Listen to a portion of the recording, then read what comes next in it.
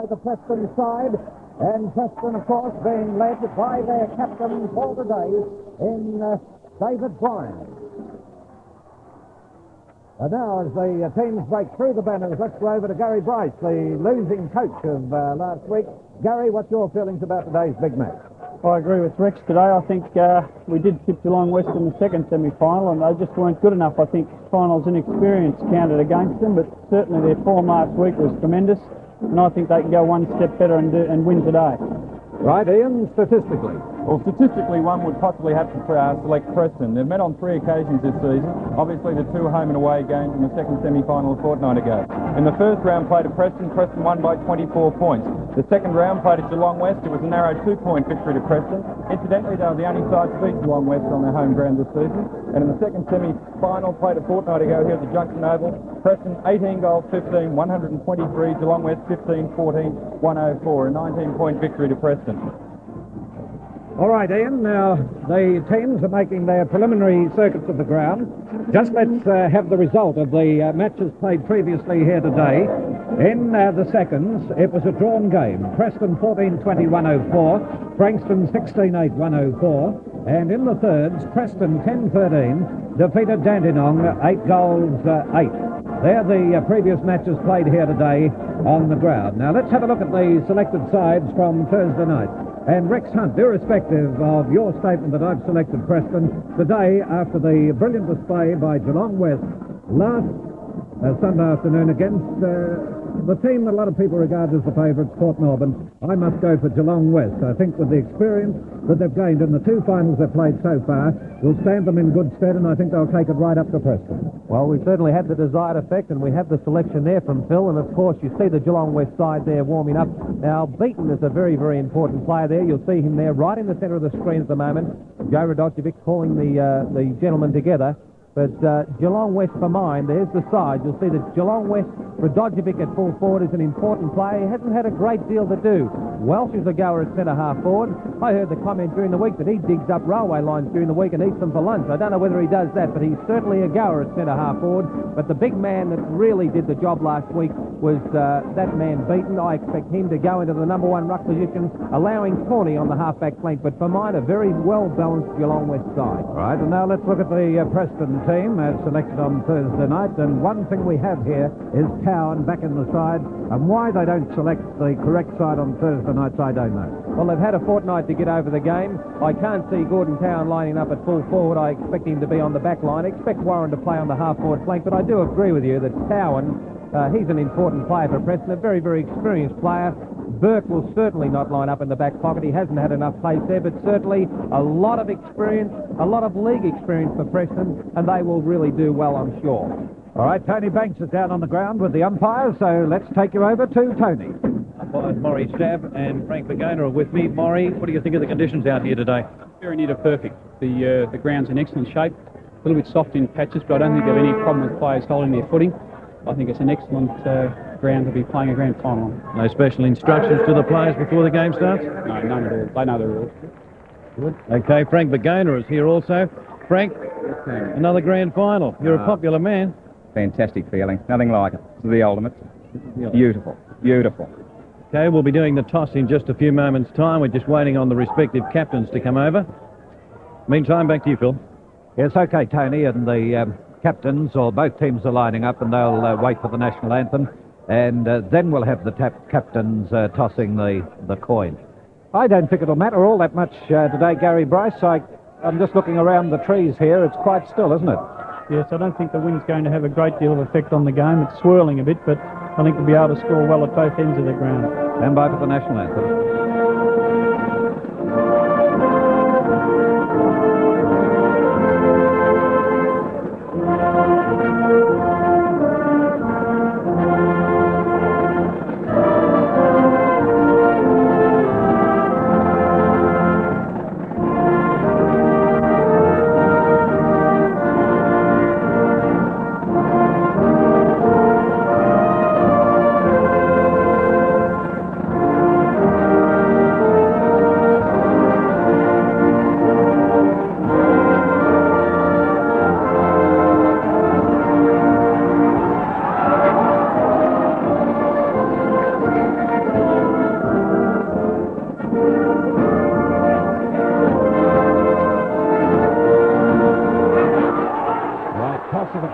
coming up in a few moments, and when that's happening, we'll take you down to Tony.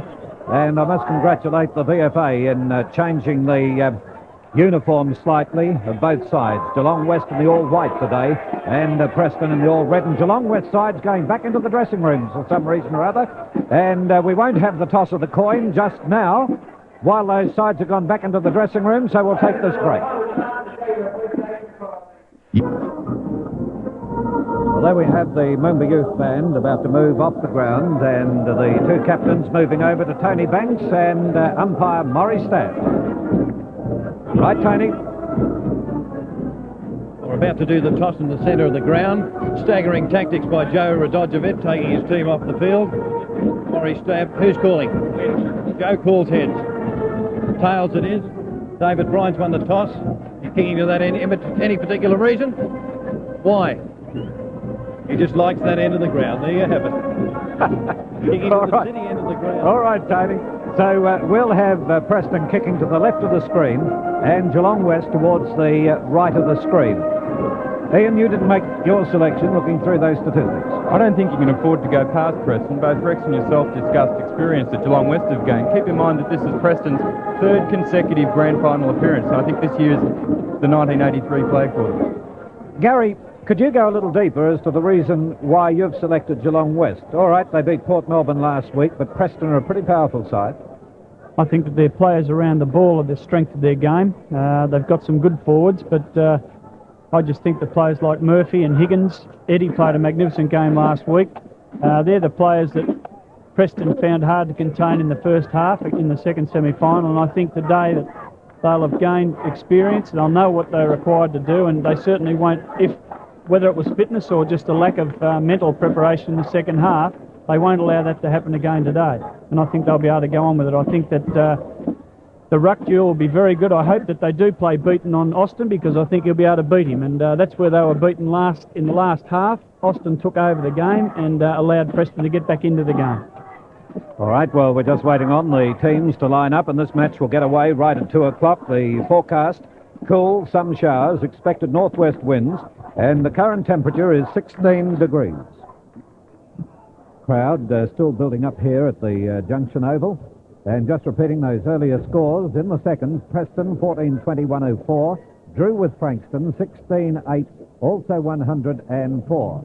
In the third, Preston 10-13, defeated Dandenong 8-8.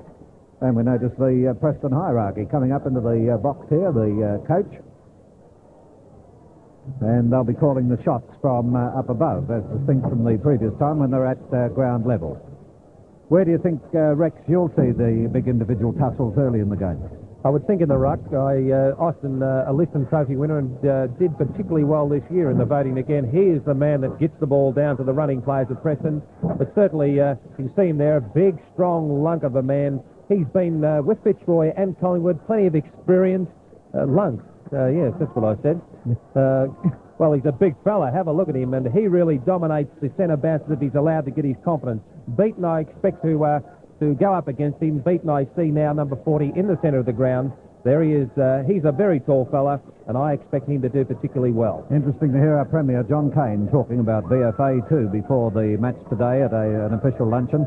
And we must congratulate the VFA too on the way they've changed the uniforms to virtually put Geelong West in the all-white and Preston in the all-red. John Cain said he would be in Preston's rooms right after the game, so we should be hearing from him. All right, umpire Pagona coming in for the bounce for the 1983 grand final. Austin taking a long run, getting the knockout from the ruck position. No one able to break away with the ball until the umpire blows the whistle. He's given a free kick, and this will go to Dunbar of Preston. So Rod Dunbar puts the ball out wide of centre half forward, and the mark has been taken in defence by Krantz. Krantz of Geelong West. 15-metre penalty applied. He immediately puts it around the stand wing position. Up they go, and the big fellow trying to take the mark and has been awarded the mark was Welch of Geelong West. Very quick on the whistle, the umpire then, as Welch comes in with his kick towards that right forward pocket position, punched down to the ground. A chance then for Mackenzie, who couldn't grab the ball. Over goes Johnson, and the umpire's watching it closely, but decides on a ball up. I thought there could have been a holding the ball decision in there, but he's decided on the ball up. Maury Staff. Austin in the ruck, and Beaton also going up. Austin getting the knockout, comes down to Dunbar. Dunbar wide at the centre, and falling into the ball then was Bulger, who couldn't quite take the mark. Comes over this time to Evans. Evans of Geelong West towards the full forward position. Radojevic has it, shoots for goal, offline, and 1 point is the result. So Geelong West first to score, a minute 10 after the commencement of play. Geelong West, 1 point on the board. Preston have yet to score. Field umpires, Maury Stab and Bergona. That's Frank Bergona. There's a kick out towards the half-back line. Racing away with the ball for Preston is David Brine, the captain. He couldn't get any distance with it at all, and again it'll be Stacks on the mill for a ball up out there on the left half-forward flank for the Geelong West side. They're kicking towards the Fitzroy Street end of the ground. Preston to the left of the screen to the lake end. There's Austin got it on his own this time. Puts it out beautifully to his teammate in Brine. Brine again couldn't get away, and eventually we'll see it kicked across here towards the centre of the ground. Mick Warren waiting for it around the patch. You saw number 2 come into it there. But look at them hunting in packs at the present time, and the umpire will be forced to ball it up. Gary Brice, a little bit nervous out there. Yes, I think both sides are not prepared to give away anything at this stage, just throwing themselves on the ball. We saw Darky Harris watching it intently there too, as there's been a free kick awarded, and this will be taken by Dunbar of Preston. Dunbar gets the lead with his third kick coming in, gets it out towards the other side of the ground. Olsen was the player to go over with it, and he'll take the kick. Olsen near the statewide sign, and that sprint will be on at half-time today. Crans knocked it down. Kick upfield, sees it go in towards the centre. The opportunity then for Sells to move on the ball. He does now, and goes downfield looking for Radojevic, who led out beautifully, got away then from Plowman.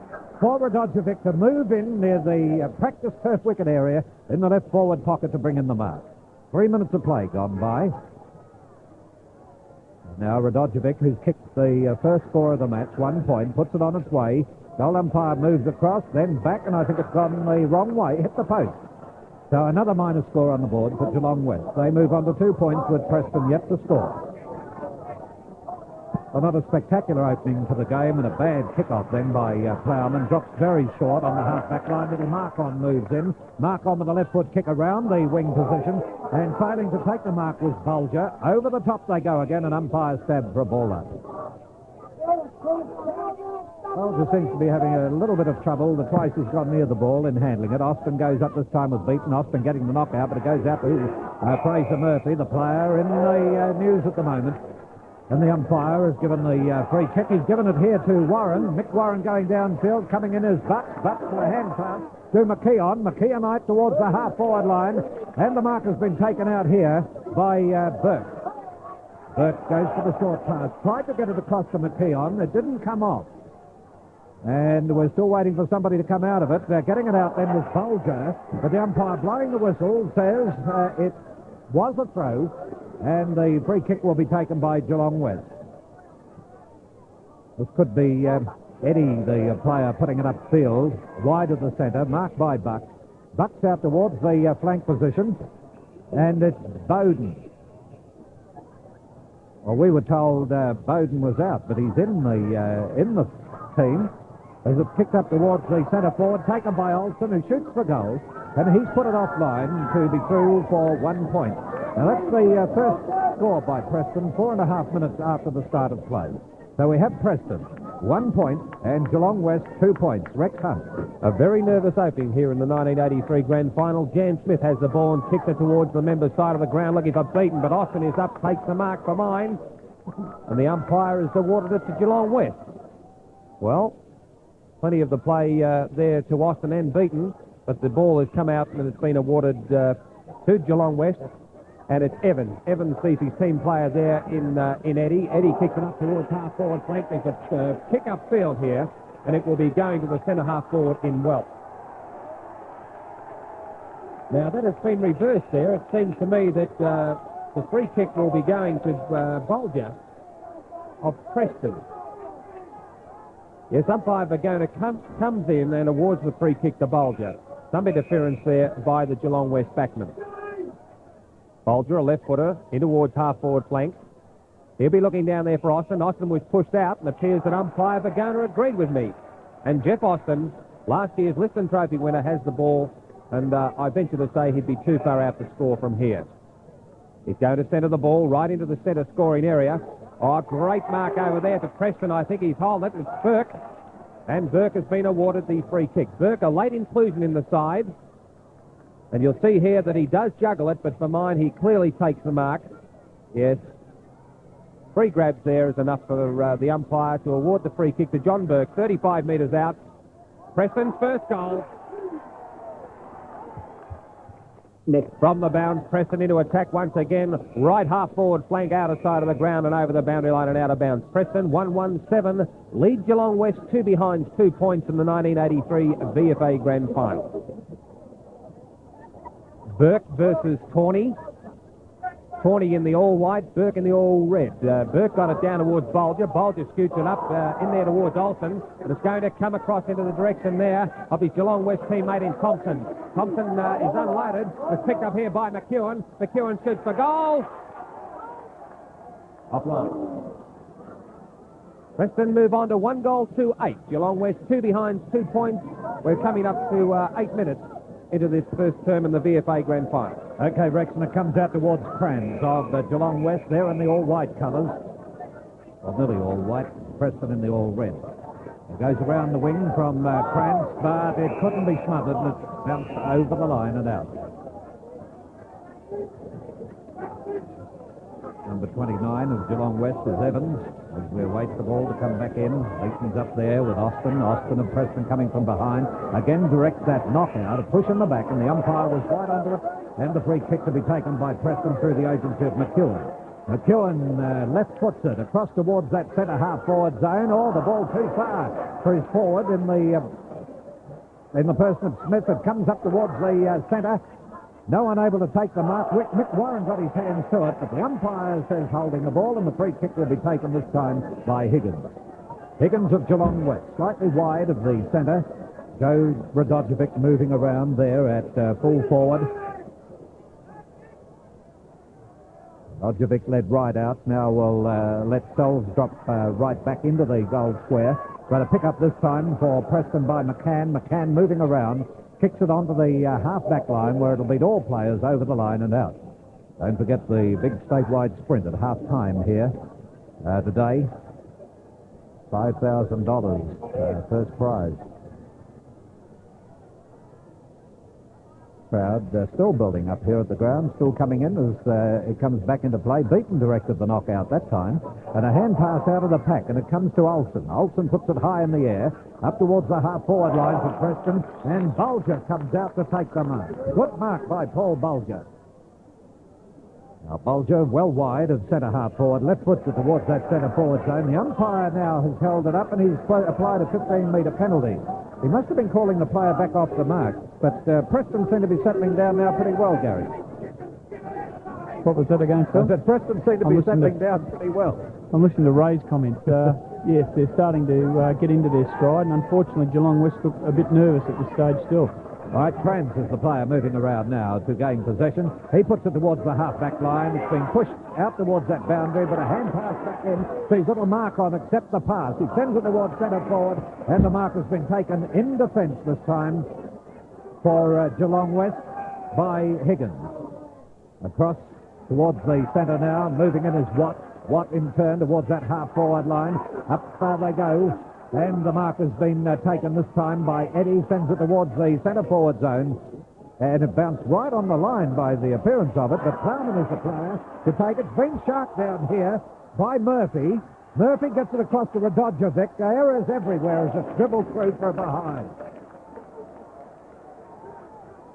So another behind to Geelong West, and there's a player looks as though he's hurt there at the moment. So Geelong West go to 3 behind, Preston 1-2. You'll see a replay of this happening, and we're just listening to Ray Shaw. No wonder Gary didn't answer. Now you know what the coaches sound like up the other end of the broadcast box, Gary.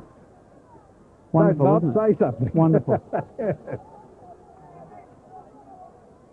The strange part of it is that when you're out on the ground, you can't hear a thing the coach is saying. No, but it helps the coach, doesn't it, to let off steam. There it goes towards Beaton. Beaton rose high, failed to take the mark, pick up by Radojevic, snap shooting for goal, and again another behind is the result. So Geelong West move on to 4 behind with Preston 1-2. Just waiting for the kick-off to be taken.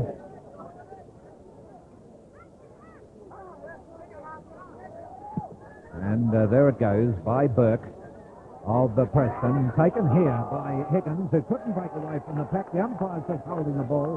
And the free kick looks as though it'll be taken by McEwen of Preston. So McEwen from centre half back. And he's got the lead in the centre of the ground. He puts it high, though, towards that area. Nearly a one-hander taken. Sharked away this time for Geelong West. Kicked over here towards the half-forward line with Evans waiting for it, but taken away by Sells. Sells went for the short pass to Watt. McEwen was there to trap it, and McEwen gets under the pack with umpire Vagona coming in for the ball up. Both sides are moving the ball around a bit, but they're packing play up once the ball hits that ground. There's Austin directing the knockout, but he gets it wide. Comes out towards Eddie of Geelong West. Eddie turning around on the left foot, sends it towards centre half forward, and a mark has been taken here. Oh, hand pass this time to a player right under the hammer in Mackenzie. That was a hand pass from Higgins. Put Mackenzie under the hammer, and the umpires ruled that it was in the back. But you can probably hear Ray Shaw in the background. Everybody around the ground can. So we have Mackenzie coming in for the shot from the half-forward line. A good long kick too, but it'll drop that fraction short. Off the hands of the pack and hit the post at the same time. So we have Geelong West going to 5 behinds with Preston 1 goal 2. Well, Geelong West doing most of the attacking, but unable to get those scoring opportunities into major scores. Short pass on the back line goes to Brian of Preston. Brian, in turn, looking for Austin out on the half-back line. Finds him. Austin got his hands to it. Breaking away here is Higgins of Geelong West. He got it towards Watt. Watt kicked it with a kick being smothered, and eventually, no, I thought it was being forced over the boundary line here. Umpire Vagona now blowing the whistle, says around the neck. And he's got a free kick out of this one to Austin of Preston. Rex. Austin on the outer side of the ground wing position, puts his foot into it and goes to half forward down there looking for Bolger. Oh, Burke was pushing there. An umpire stab picked it up and will go there to Evans of Geelong West. Certainly John Burke not in the forward position and easing his opponent out. Evans, a left footer, back in towards the scoring zone for Geelong West. Down there the line, punched away by Austin and went in towards Higgins there, but it came down in the direction of Sells. Or possibly Murphy. This is Fraser Murphy's runner-up to the Liston Trophy winner. As it bounced and it's through. Geelong West first goal. Remember, Geelong West in front, 1-5-11. Lead Preston 1-2-8. And Geelong West have the ball again. And coming out and picking it up for Geelong West is Eddie. Eddie in the centre of the ground, a great player last week. Favours the spiral punt and goes towards centre half forward down there. Radojevic comes out and takes the mark. Plowman not in the position to punch, and Austin didn't punch. You'll see here, Austin just couldn't reach the ball, and 2 grabs sees Joe Radojevic. 35 metres out for mine. He'll be kicking into the face of a very, very slight breeze. Left-footed characteristic kick. It's through the goal for mine. Geelong West 2 goals. Right, umpire Vagona coming in for the bounce again. Well, and the bounce went well wide. We saw the player going up, Eddie trying to knock it out. It comes back in the direction of Murphy from Watt, but taken away beautifully by McKeon. McKeon to Olsen. Olsen this time across here into Bowden. Bowden downfield, and he's put it through for 1 behind. Yes, all clear, says the umpire. So we have Preston go on to 1 goal 3, and Geelong West on 2 goals 5. Kick-off about to be taken. And this will be from James Smith of Geelong West. He puts it towards the half-back line on the stand side of the ground. Rising high then was Evans. Failed to take the mark. Olsen coming into it here for Preston. Hand passes to Warren. Warren kicks it across looking for Austin. And Austin unattended takes the big mark in the centre of the ground. He immediately looks for the lead downfield. Dobs it up towards centre half-back. Out they come for it. And yes, I think we'll pay the mark. If that's a mark, it was a pretty good one. Taken this time by Hallis. Yes, have a look at him as he goes down here. Gets that hand to it again, and then both hands up to it again. All right, Hallis now with a long kick downfield. It's a beautiful kick, won't quite get the distance. Let's see if Marcon can get it through. He's in the pack there, and kicked out of the pack by Bowden and through for 1 behind. So Preston move on to 1-4. That's 10 points from Geelong West. 2-5, a total of 17. And that's the Bow Repair scoreboard, the biggie of the tyre business. There's the kick on its way. McWarren comes in to take the mark. Now, he won't waste any time. They seem to be propping a bit, though, on occasion, Preston, when they take these big marks. And the player to take it then was Burke of Preston. So Burke, right at the true centre-half forward position, has every opportunity of scoring for the Bull Ants towards the lake end of the ground. He puts it on its way, and there it goes, and it'll be right through the middle. Another goal for Preston. Right on the bounce and moving into the ball, we have Eddie trying to get away with it. He gets it across to Fraser Murphy. Murphy now trying to dodge in the middle of the pack. Oh, nearly threw it. The umpire let it go on. Evans plays it up towards Watt. Watt now will have to race into it. There he is trying to scoop it through, but moving in here in defence is Plowman. Plowman couldn't break away for Preston. Over the top they go, but scooped away from the pack, and Maurice Babb has picked the Geelong West free out of this. It's Higgins getting it at centre-half forward. He'll kick to the Fitzroy Street end of the ground at the 19-minute mark into the first quarter. The 1983 VFA Grand Final. He's gone for the short pass, and waiting for it there was Sells. Instead of moving into it, he'll get trapped. And the umpire must... Oh, he's given the kick the other way. He's given it to Sells. Well, what do you think there, Rick? I thought it was a correct decision. I thought Sells was playing the ball, and you'll see here that he's tackled very high there on the shoulder and pushed into the ground there. Quite right. Right, Sells now from wide of centre-half forward on about a 45-degree angle. Lines them up pretty well, but the goal umpire moving across it mightn't get the distance, will be punched away.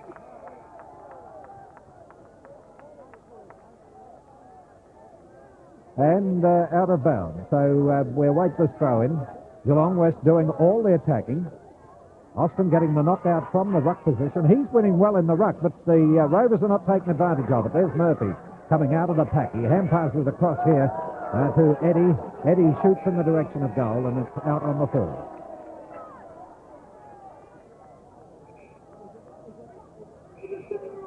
And welcome to regional TV, Channel 8 in Gippsland, and BCB 8. As we have this kick coming from the back pocket. Preston trying to get it out of that defensive zone, but the mark has been taken by the big fellow Beaton of Geelong West. So Beaton now getting ready for the kick, and he has a long way to kick it. This would be about 55, 60 metres out. Puts it on its way. It'll drop in the goal square as they go high for it. Comes off the hands of the pack with Murphy getting around in front of players. Couldn't quite get it away from his opposition player in mark on, and the throw-in will be effective. Austin coming in from behind, directs the hit out. It comes down the direction of Mackenzie of Geelong West, who couldn't get away. Taken this time by Higgins. Higgins passes it out here to Eddie, who shoots for goal, cuts through. Old Geelong West move on to 2-6 and Preston 2 goals 4. Well, Geelong West, there, Gary, they're attacking all the time, but they're pretty inaccurate. Yes, they are. They're not looking for a dodge, Vic. When they're getting 60 metres out, they're trying for the long kick, rather than opening that forward line up and allowing Radojevic to lead out, which we know he does. So I think they're falling into a trap there of hoping the wind will do it for them. Well, from what you've seen of play so far, you're still sticking with Geelong West. Well, I think they've started very nervously. Give them a chance to calm down and start to use their skill, and I think they may still have a chance, yes. All right, comments then from Gary Brice, coach of Port Melbourne. And there's Bolger taking the kick up towards the centre forward zone, and a good mark. That was Tawney. We haven't seen much of him today. Number 18 of the Geelong West side. Tawney plays it into open territory. That was his first kick to Beaton, and Beaton taking the mark in front of Austin. A good duel between these two, although Austin on top, with the knockouts particularly. Up towards that half-forward line, it was Welsh who went down to the ground. Murphy's in there. Also, Bucks is trying to break away. He had his leg pulled, and the free kick will be taken by Bucks. So Bucks now from the half-back line. There's Ray Shaw calling out to the Preston players to get in front. And Bucks now from the half-back line with this kick around the wing on the stand side of the ground. Rex Hunt. Down there looking for Austin, punched away by Beaton. The ball came to Mackenzie, a scrimmage of players. An umpire snap will bounce the ball right on the centre wing position in front of the Geelong West race. 2 goals, 4-16 Preston trail. Geelong West 2-6-18, and we've gone 24 minutes. Coming out of the ball is Higgins. He tries to get a hand pass. Finally picked up by Brine. He's over there looking for McEwen, but the boundary line is too close, and another throw will take place. Don't forget Superman 2 tonight on Channel 10 at 7:30. A great show. Don't miss it on 10. Back in goes the ball. Austin got the tap down, but it was tapped away for Geelong West by Thompson. Comes down in the direction of Brice, who has all the time in the world now to look for Burke at centre half forward. Tawney from behind punches. In there also is Dunbar. Also in there is Burke again, and Tawney comes in, but there's a scrimmage of players. An umpire Bergona sorts it out and says, I'll bounce the ball down at the true centre half back position for Geelong West. This time it is Burke on his own, and he's allowed to tap it down towards the forward line. In there is Olsen, but it came out from Crans. Crans gets it across to Smith. Smith over there looking for McDowell. McDowell is in all sorts of trouble. There's a tackle there, and Preston will come out with the kick, and it goes to Marcon. Marcon is within kicking distance. He's obviously wants to pass it for some reason, but he now is going to settle down and fire for goal. He's on a 45-degree angle, has a long run up and lets the drop punch go, and he kicked it right through the centre. Preston got the knockout from the ruck. It's sent back by Bulger, but streaking right down the field now for Geelong West is Evans. Evans from centre half forward with a high kick. Waiting for it is Towan, and Towan will take the mark in defence for Preston. So Towan trying to break away, gets grabbed and loses the ball. And the little fellow Murphy battling away against him. Good work by Murphy, but eventually giving away the free kick. Towan gets his kick in towards the centre-half back zone. The umpires paid the mark, this time to Dunbar. Gee, didn't hold that long, Dunbar. But it'll open it up as Dunbar screws the kick around to the half-back line, forced over the boundary line once again. Now throw in to be affected on the half-forward line for the Geelong West side. Austin going up with Beaton. Austin getting the knockout nicely down to Bryan. Bryan upfield at the half-forward line. Bulger gets the kick under pressure and will put it out on the full. So the free kick will be taken by Krantz, the back pocket player for Geelong West. Preston 3-4-22, Geelong West 2-6-18. Krantz now with his kick high in the air towards the wing on the stand side of the ground. No one able to take the mark. Now Geelong West seem to be able to, well, not to be able to control the ball. It was tapped off the ground then by Sells, just scooped it along, hoping for a player to be running through, and there wasn't one there. Austin coming in with Beaton again. Beaton got it that time, a knockout wide, but came down to Mick Warren. Warren of Preston towards the centre of the ground. Players coming up to meet the ball. And eventually it was the big player in Bulger who got it away. Across this time to his teammate in Dunbar. Dunbar towards centre forward. No one taking the mark down here, but the opportunity for Jan Smith. He got the push in the back. And Smith will get the free kick. Just out from that last line of defence. Still nothing to highlight in the play so far as it goes to the wing on the outer side of the ground. Going in with one hand was David Bryan. Bryan towards the half-forward line. Mark on, gaining possession and trying to break away. Under pressure, passes it back here, but eventually it will be taken away for Geelong West. By Evans is the player to put it towards the centre of the ground. Mark on given a shove here by Buck, and both players pursuing the ball. But coming in this time is McCann of Preston, who plays it towards the half-forward line. And the mark has been taken out here for Geelong West. It's Higgins now playing it towards the wing on the outer side of the ground. Moving in is Warren, but Warren of Preston puts it over the line at the 27-minute mark into the first quarter. Play pretty even. Preston 3-4-22. Geelong West 2-6, a total of 18.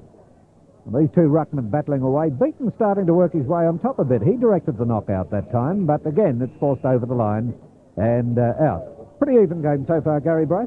Yes, there's nothing in it at this stage. The wind has sprung up, and Geelong West still had the advantage of it at this stage. Back into play it comes once again, waiting for it to come out of the pack. Oh, and scrambling play again as it's forced over the line. Geelong West 2-6-18, Preston 3-4-22. Rex? Beaton versus Austin again. Beaton worked his way in front, but Austin swept it off the top of the pack, punched on by Bryan. It went in the direction of Marcon, but finally coming out with the ball there is McEwen. McEwen on the left boot in towards centre half forward. He'll be looking down there for Burke, but out comes Jan Smith. In comes Bulger for Preston, but Smith comes into it nicely once again, creates the play that Preston can't score, so it's quarter time in the VFA Grand Final. Preston are leading. 3 goals for 22. Geelong West 2 goals 6-18. Wait the umpire to come in for the bounce. And in this quarter, we'll have Preston kicking towards the right of the screen. That's to the Fitzroy Street end. Let's check the statistics, Ian. Preston having more use of the ball in that first quarter, 56 possessions to 48. Interesting area, free kick. 12 to Preston, 8 to Geelong West. All right, and now the bounce of the ball for the second quarter.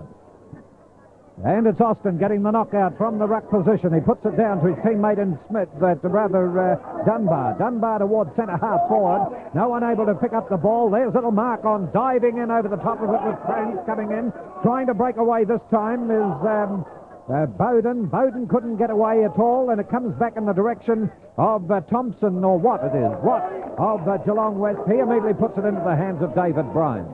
So Bryan wide of centre half forward. Now comes in, puts the ball on its way, sends it towards that centre forward zone. Nearly a good bit of play coming off there, but the backmen too strong, and pick up by Markon. Markon screws it around, and what's the goal umpire say? Full points to Preston. They move to 4-4, Geelong West 2 goals 6. Well, now let's have a look at this happening again, Rex. You'll see here very, very desperate tactics by Bowden. But then Markon scouting the flank brilliantly on the left foot, and a magnificent goal to Preston. Markon's second goal. All right, and heady little player and very experienced, Markon, as he got that ball around the pack. And this could be the one, Gary, that could start to make a difference in the game. Yes, Geelong West not very impressive at all at this stage. As that was Markon's second goal, and umpire Murray Stab now with the new ball.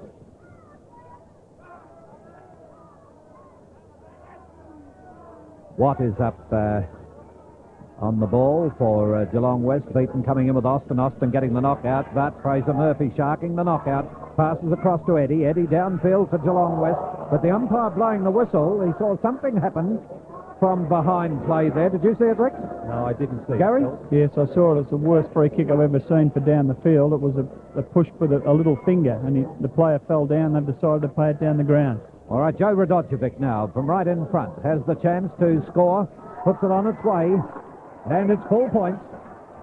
Next. Well, players in progress with the ball being kicked up towards Preston centre half forward position. A pick up by Kranz in defence for Geelong West. He immediately gets it across to Eddie. Eddie now up towards the half back line. Coming in is Higgins. He's under them there, and Higgins will get the free kick. That was against McKeon. And McKeon remonstrated with the umpire, cops 15 metres. So there goes the kick from Higgins towards the half-forward line. Off the hands of Austin. Comes through here in the direction of McCann. McCann around the wing on the stand side of the ground. Trapping the ball is McKeon. Umpire blowing the whistle. Says a free kick on the shoulder, and the free kick will be taken by McKeon of Preston. He plays it close to the boundary line. In moves Bulger there. It came off his boot, and Bucks is the player to take it for Preston. He plays it towards the right forward pocket, and the mark has been taken this time by Hallis. Hallis now waits for the lead from Burke, who's gone right back into the goal square though, and Burke will stay under it. It'll come down, be punched, and through for the minor score of 1 behind. So that takes Preston on to 4 goals 5, and Geelong West for a total of 3 goals 6. This is Kranz taking a short kick off, and they've done this a couple of times, got out into that pocket, and it's Higgins coming in to take the mark. Higgins from the right back pocket at the Fitzroy Street end of the ground. The outer side, moving in to try and take the mark was Dunbar of Preston, couldn't do that. And the umpire blowing the whistle says it was holding the ball, and the free kick will be taken on the outer side of the ground for Preston.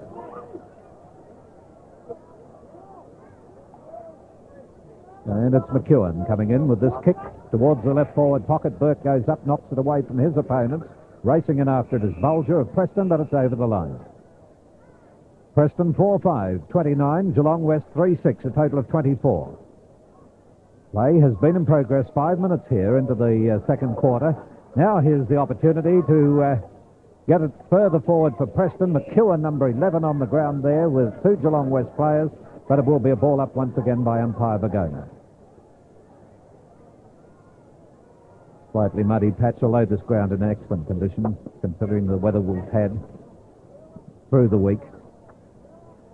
Big knockout then by Beaton, and he was directing that towards Evans, who couldn't quite get in there. Pick up by Hallis, who screws a shot for goal. Not a good screw because it's gone through for 1 point. So Preston now move on to 4 goals 5, 29, 4-6 it is, 30. And Geelong West, the 3-6, a total of 24. Krantz is doing the kicking off, and Krantz with his kick towards the half-back line on the outer side of the ground, and the mark has been taken by Watt. Watt of Geelong West with his kick wide of the centre of the ground, directs it away from that deep wing position. Umpire calling play on. Out of the pack it comes, kicked away this time for Preston by McKeon. And then we see a further kick come up towards the half-forward line by Bulger. But the opportunity now for Geelong West through the agency of McDowell. McDowell down towards the half-forward line, running with the ball with Sells. He's got it in front of him. He tackled down here. Over he goes. And that's against Cowan. And the free kick to be taken from about 45 metres out from goal. You'll see it happen again. There's Sells moving in, Cowan coming in. Trips him. So Sells will have the chance to score for Geelong West one way or the other. He should be able to get the distance. Left footer puts it on its way. He's given it a good roost, but it won't quite get the distance. Knocked through from behind by Austin. And that means Geelong West go to 3 goals 7, Preston 4 goals 6.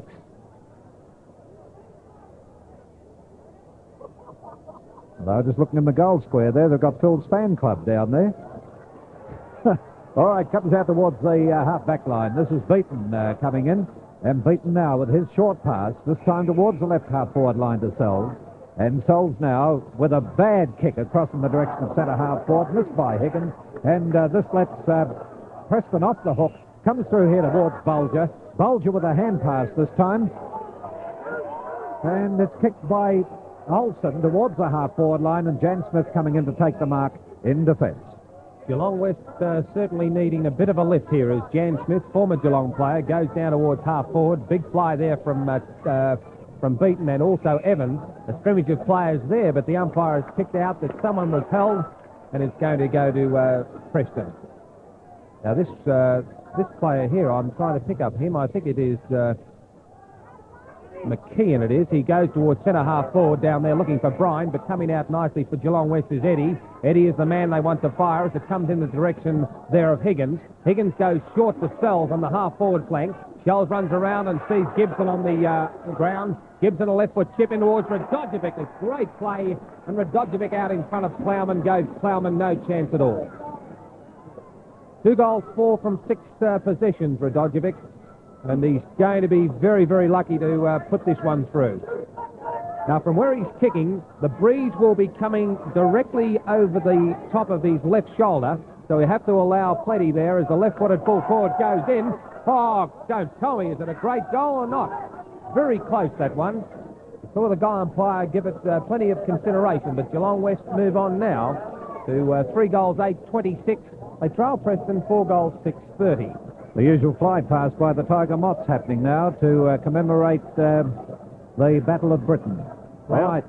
Plowman out again towards the wing position. Sells picks it up. He's wrong-footed. In towards Radojevic, and he's done it this time. This is the man they want firing. You'll see here Radojevic under great pressure from Plowman, but one grab is the mark. And even though Plowman tried to punch the ball away, Radojevic has the ball, and he should score from here. He's kicked 2 goals 4. And 10 minutes into this second term, Geelong West need this goal to go 2 points up, and he's missed it. Bad miss. 2 goals 6 he has now as Geelong West move along to 3 goals 9, 27. 3 points behind Preston, 4 goals 6, 30.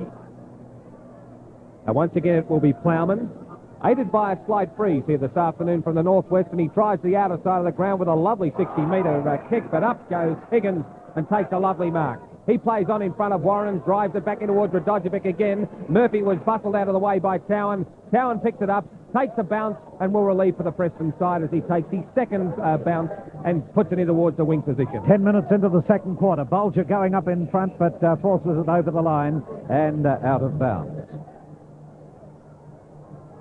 Well, there's still not much in it.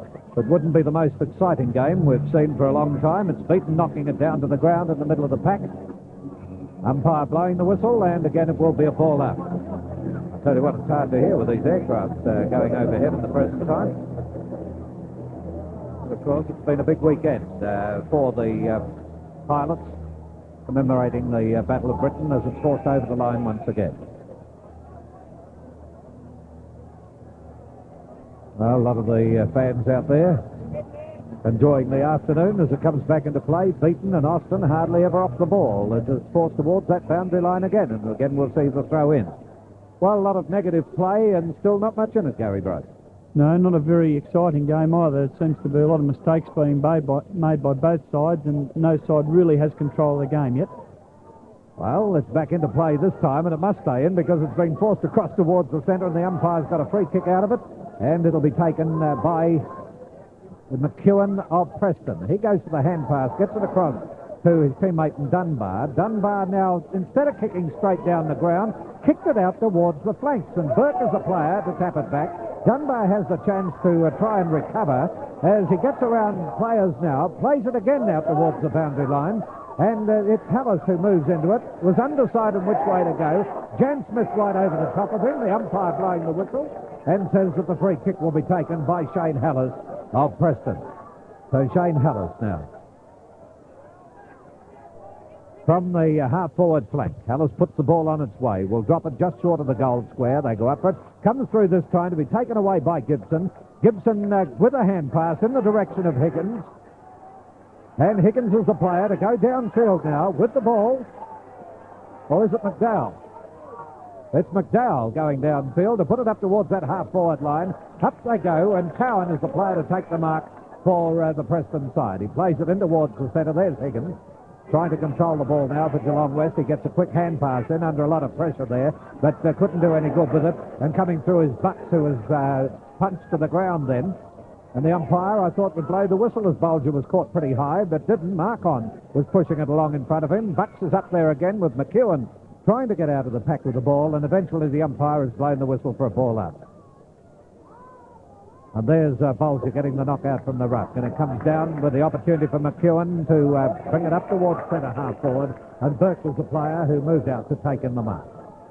He's not that far out from goal, would be 45, 50 metres out from goal, right in front. He's kicked 2 goals so far. Burke, who was a late inclusion in the Preston side, puts the ball on its way. Goal umpire saying in the centre, a goal to Preston.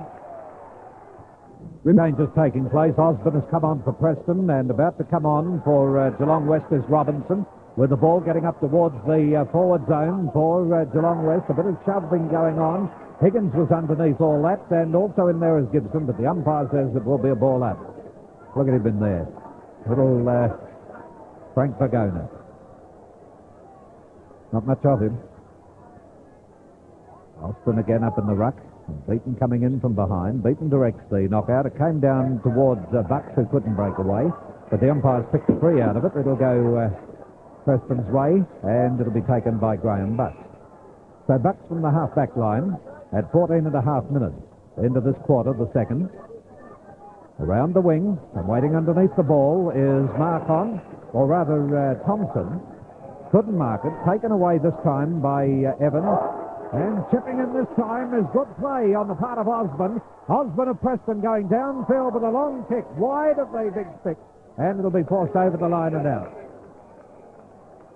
Oh, gee, Ray Shaw is saying a word or two up here.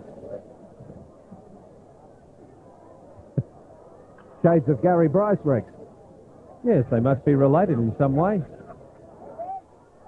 Well, now the opportunity for Preston to try and get it away, and coming in this time was Bowden. Bowden shoots it across the face of the big sticks, and there's Jan Smith, who's had a good final series, Smith. He's got the 2 bounces in now. Whoa, Book beautifully got away from McEwen, and this time from right on the half-back line, gets the kick towards the half-forward line. Let's see what happens there, as we saw it knocked down by Gibson and McCann also came into it, but eventually it's kicked towards that right forward pocket and forced over the line and out of bounds. Coming up to the 16-minute mark with Preston 5-6, 36, leading Geelong West 3-9, 27, Rex Hunt. Funnily enough, a very lacklustre game here, but still there's plenty of pressure on, and the stakes are pretty high for the 1983 VFA Premiership. Austin again, Beaton tried to get across the top, but the boundary line is too close, or is it? Brian struggling there for the ball, but the boundary line too close. Superman 2 tonight at 7:30 on Channel 10. A great show, and don't miss it. Okay, once again, Austin in front. Beaton trying to work his way in. Austin got it clearly down to Warren, but coming through there is Eddie. It finally went down towards Welsh. Welsh kicked it over his shoulder. The bounce favours Radojevic, who's tackled very, very cleverly, but there's going to be a free kick at Geelong West. This will be an interesting one. I think this looks like Higgins for mine. He put himself in. You'll see here the replay there that Radojevic has held. But there he is coming in there, Higgins. He's grabbed a little bit too low for mine, and he'll line up for Geelong West's fourth goal. Surely they can pop this one through. He's just clearing some screamers away to give him a clear kick at the ball, but it shouldn't worry him from here. Geelong West need this one to go within 3 points. Has he missed it? Yes, he has.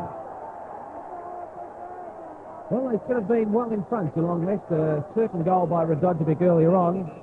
The kick one goal for this quarter and 3-10-28 doesn't read very well because Preston are 5-6-36. It's the Borough Pair scoreboard. Well, Gary Brice, I heard you say there that it was two bad misses to Geelong West, but certainly you don't miss those in important games like this. Well, that was a disgraceful miss from the point of the 10-yard square. That's the one that Geelong West needed to get a bit of confidence back.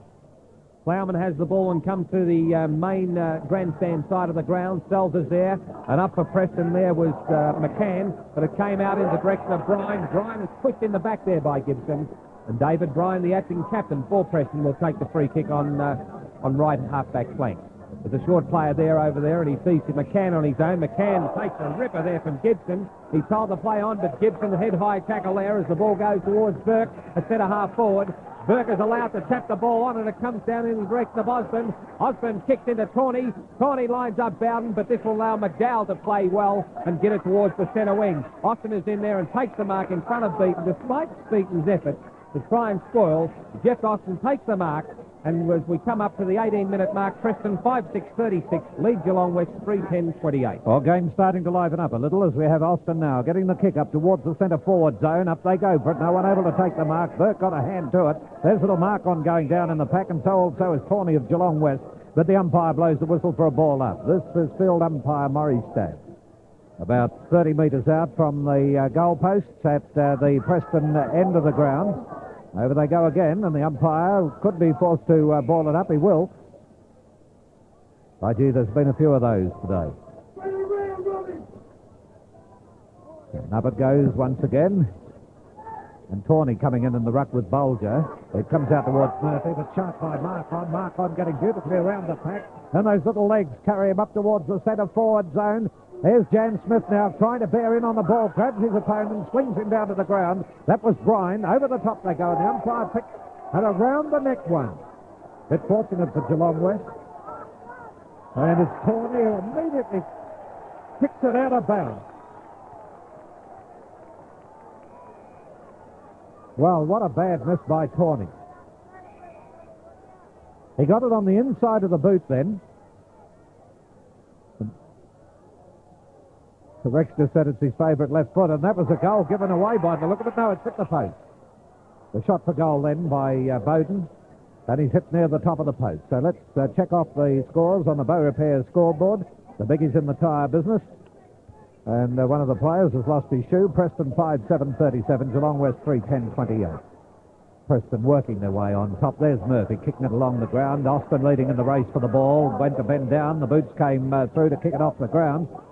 And Stacks on the mill out there. Murray Stab comes in. Ray Shaw calling out in the back, but the umpire sees differently.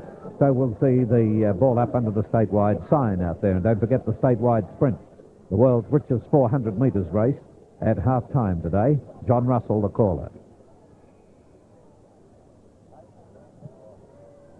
Here we go again, and Beaton appeared to get the knockout from the ruck.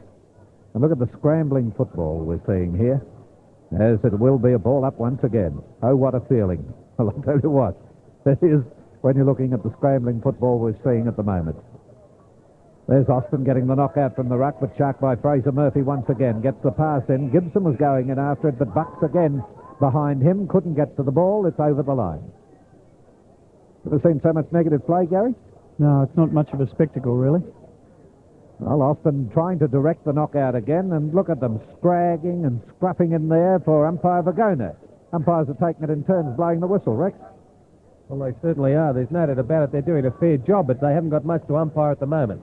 Mark on the player, kicks it straight up in the air. That's the way things are going. But sharking it away now is Murphy. He's opened up the play straight across the ground. Now let's see if Geelong West can do something with it. Here, moving down the ground is Sells with it, being tackled this time by McCann, and Sells couldn't get away. Mark on dribbles it out this time, so let's see what happens. Players making all the mistakes about the place. Robinson got grabbed a bit high, and he'll get the free kick. Oh, gee, there are some mistakes. Robinson, the interchange on the ground, swings the play into the pocket. The big fellow moved out in Welsh, but couldn't take the mark, pushed away from him for the throw-in. 22-minute mark into the second quarter. Let's hope it livens up a bit in the second half. Let's hope we can see better football than we're seeing at the moment. Comes out to Bucks eventually with the hand pass coming through from Robinson, and Bucks with a push in the back gets the free kick. Well, there's another interchange about to take place on Geelong West's part, with Mackenzie about to come on. Umpire blowing the whistle as a mark in the middle of the pack, and it will be paid to Tawney. Tawney of Geelong West. So Tawney now with the kick towards the centre-half forward zone. Look at the battle going on between these players. Mark on as the player trying to mark the ball. They'll be over the top of it again. And the umpire trying to keep it moving, called to play on, but eventually had to blow the whistle and give the free kick to McKeon of Preston. You can't blame the umpires for this one. They're forming in packs with McEwen going after it. They're either over the top of the ball or putting it out of bounds. And it's one of the most lacklustre finals I've seen in years, Rex. Well, I'd have to agree with you there, but there's plenty of pressure around as we see Tawney knock it over the top. He's trying to lift Geelong West now because Beaton's having a spell. We see Eddie running through and line up for goal. Is he offline? It looks pretty good from here, and that's the one Geelong West needed. Geelong West 4-10-34, lead Preston 5-7-37. Geelong West looking for another score before we go in for the main break. They have a free kick which will enable them to put it into their scoring area, and this is Higgins. Higgins sends it down in the direction of his team player down there looking for McDowell. In fact, that's Watt. Watt's got the ball. He gets it across there looking for Welsh, but this will allow Cowan to pick it up on the left hand. Get it across to McEwen. McEwen can run around and take a bounce. He'll have to do it because Gibson's on his ginger, but coming in and taking a nice mark is Sylvester Cran for Geelong West, and he plays on in front of Mark on, goes in towards the centre of the ground. Watt takes a great mark out in front of Gordon Town, and Watt will put Geelong West into attack. From the centre of the ground, he pauses, waits for players to pick up their men. And we'll see Mark on coming off, and going on the field will be Dyson of Preston. There's the kick now, going towards that centre forward zone, and again we'll see Preston able to defend with McEwen playing it towards the half-back line, and there we see Cowan coming in to take the mark. Moving on is Dyson now for Preston. And not a bad mark by Bulger coming in from behind to pull this one in. On the centre wing, outer side of the ground. Preston 5-7-37. 3 points up on Geelong West, 4-10-34. No wind to speak of. A slight breeze, I suppose, favouring the end of which Geelong West are kicking. And a good mark by Burke of Preston. You can see the replay of this. Burke coming in, putting the one hand out, pulling it in with the other. He got a free too, I'd say, at the same time. And he's kicked 3 so far. So he's the player coming into the side from the selected side of Thursday night, on its way and through for 4 points. I tell you what, heavy rain is starting to fall here at the Junction Oval. Crowd starting to move undercover. Look at the brollies up. There's the bounce of the ball, and it's Austin getting the knockout, tapped back by Watt. Brian is the player, grabbed pretty high around the neck, and he'll... I thought he was grabbed around the neck, but Gibson is the player to come out with the free kick, and Gibson racing away very quickly up towards that right forward pocket, looking for Radojevic, who fell into the ball and was pushed into it at the same time, and little umpire Frank Magona moving in there very quickly to indicate the free kick will go to Radojevic. Well, he's the captain. He's kicked 2 goals, what, Ian? 2 goals, 6. He's been very inaccurate. For 2 goals, 6, I would imagine he would be. All right, from the right forward pocket, coming in there the Statewide side, is Radojevic. Left foots it on its way, and I think the goal umpire might pay this. A goal to Geelong West. There's Austin going in, but it was Tawney who got the knockout from the ruck. It comes back in the direction of Bowden. Bowden then plays it wide. Moving in this time is Brice, but the umpire blowing the whistle says he was held out here. Dyson, and Dyson gets the free. Dyson looking for Bulger, has it punched away by Tawney. Pack coming in over the top of it, and umpire Vagona stepping over players there, stepping over Hallis really, to come in and bounce the ball. He's not much higher than Hallis when he was kneeling. So our friend Frank Vagona. The 2 Preston ruckmen going in. Higgins gets the ball, passes it out, and the pass ends up here with Watt. And Watt coming from wide of the centre now. Left foots it towards centre half forward. And moving in is Bucks. Bucks gets away from Murphy. It comes out in the direction of Austin. Murphy trying to dribble it off the ground with his boots there, but picking it up this time is Sells. Sells now using a bit of pace, getting away from players. Look at this, and Sells now shoots it up towards Radojevic, who couldn't quite get to it, and it's forced out. Down on the forward line for Geelong West. Still not much in it. Only 3 points the difference Preston's way. That shower has finished here. And back in it comes again. The umpire blowing the whistle came back into play, and Austin was held, and he'll get the free kick. So Austin now with his kick from the last line of defence plays it around the half-back line, and moving in this time was Higgins of Geelong West. He couldn't take the mark, and umpire Murray Stab coming in for the ball up. They must be getting tired of blowing the whistle. There's been a lot of it. At the 29.5-minute mark into the second quarter, McEwen knocking it wide of the pack. And again, I think the umpire will be forced to blow the whistle. You can anticipate this happening, Rex, can't you? Yes, it's just not being knocked clearly from the pack as we see Austin again, but it was punched away by Buck. In towards that scoring area again for Geelong West, but Preston trying to defend as we see Sells get it across there in the hands of Watt. Watt tries to give it to Radojevic. Radojevic put under great pressure by Plowman as the siren sounds for half-time in the 1983 VFA Grand Final. Preston ahead by 3 points. They're 6 goals, 7, 43. Geelong West are 5 goals, 10. That total is 40. Well, we're here again with the statewide sprint, one of the richest foot races in the world as far as professional foot running is concerned. And ladies and gentlemen, we're about to get underway with the presentation of the runners for the 1983 statewide sprint. First prize for the winner is $5,000, second prize $600, third prize $300, fourth prize $150, and the other 6 finalists each receive $50. The final of the 1983 statewide sprint, we present the runners, and the first of them to come down the track, they're just getting ready there, and the first one to move down the track will be last year's statewide winner, the 1982 statewide winner, and that is Doug Gittins. Doug Gittins in the red and white jacket is running off 29 metres, endeavouring to make it 2 wins in a row, a brilliant winner last year.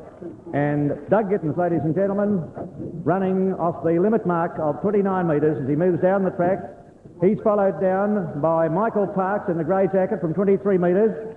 Michael has been performing very well in the heats coming up to the final today and looks a picture of fitness. He's self-trained, Michael Parks, and he's running off 23 metres in the grey jacket. Down the track now in the purple from 19 metres, Peter Kelly. Peter Kelly from Mildura, self-trained, impressive in the heats here leading up to today's final, and should be one of the popular fancies for the event. Next to come down in the brown jacket from 19 metres is Jeff Childs, trained by Kevin O'Neill, and Jeff ran third in the statewide sprint here last year. Jeff Childs in brown running off 19 metres. In the pink jacket from 12 metres we have Graham West, who's trained by Neil King. Neil has very strong representation of today's big race. He has 3 runners engaged, and Graham West is one of them. He's in the pink jacket, and he's running off 12 metres. Next to come down in the yellow from 9 metres is Chris Pegg, the winner, of the 1982 Ringwood Gift, trained also by Neil King. In the yellow off 9 metres is Chris Pegg. And in the green jacket from 9 metres we have Gary Crowell, the 1982 Athlete of the Year, winner of the 800 metres at Stawell. Gary Crowell is trained by Graham Goldsworthy. In the blue from Geelong, finalist in this year's Stawell Gift, John McGill, running off 7 metres. John McGill from Geelong running off 7 metres. And in the white from New York City, one of the straight draw cards of the Statewide Sprint Series this year is Al Green, running in the white jacket, and Al is running off 2 metres. Al Green, ladies and gentlemen. And in the red jacket, the scratch marker, back man in the field today, the 1983 Stawell Gift winner, Dallas O'Brien, trained by Neil King. And there's not much doubt this is one of the best final fields we've seen here at the Junction Oval for many years. And very shortly we'll have the runners called up onto their blocks. Great prize money here. The winner, the outright winner, receiving $5,000. And very shortly we'll have the runners called up and dispatched away. The back marker, Dallas O'Brien in red, Al Green in white. In blue, John McGill. Chris Pegg is in yellow. Gary Crowell in green, Graham West pink, Jeff Charles brown, Peter Kelly purple, Michael Parks in the grey, and Doug Gittins is in the red and the white jacket. Runners receiving instructions from the starter, Mr. Bill O'Connor, and we'll soon be ready to go. In this, the big sprint of the day here on Grand Final Day 1983, the final of the statewide sprint over 400 metres. So as we see the runners, the outmarker Gittins, Parks, and then Kelly, Charles, with West, Crowell in the green jacket, Pegg in yellow, McGill, Al Green running in the white jacket, Dallas O'Brien, and they're in the starter's hands.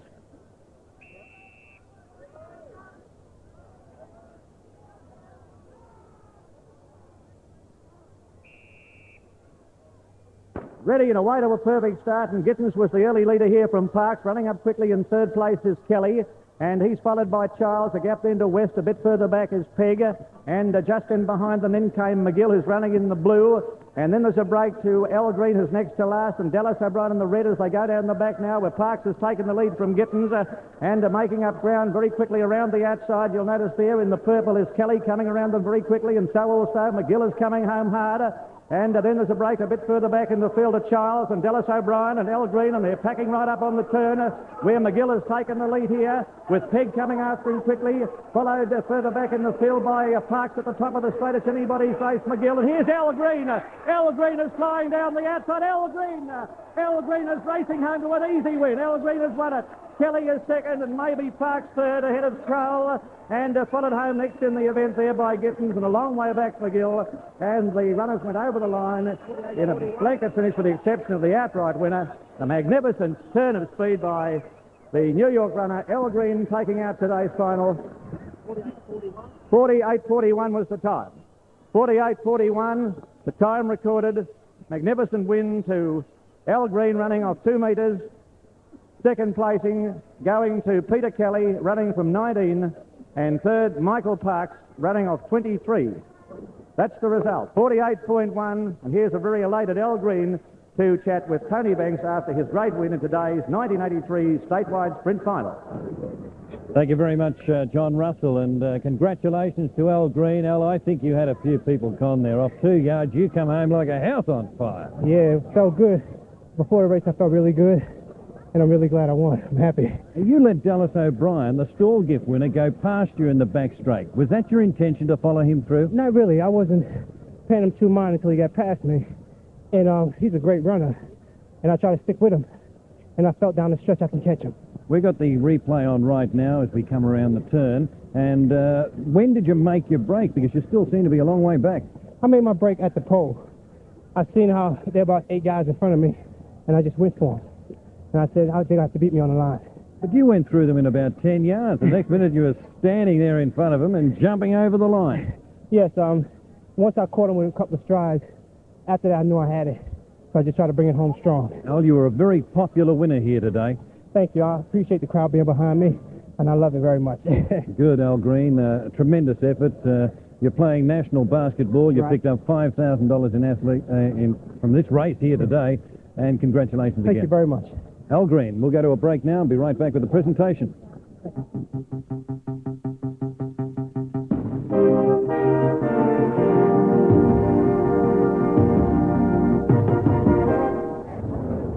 Well, now, ladies and gentlemen, I think you'll agree that it was a magnificent run by Al Green, not only today, but in the heats throughout the final series.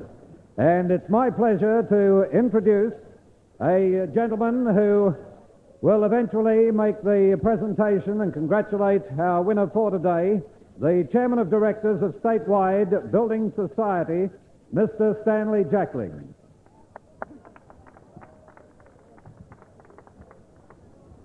President Allen, the Honourable John Cain, Premier of the State of Victoria, ladies and gentlemen, Statewide Building Society, as its name readily implies, has an interest extending statewide.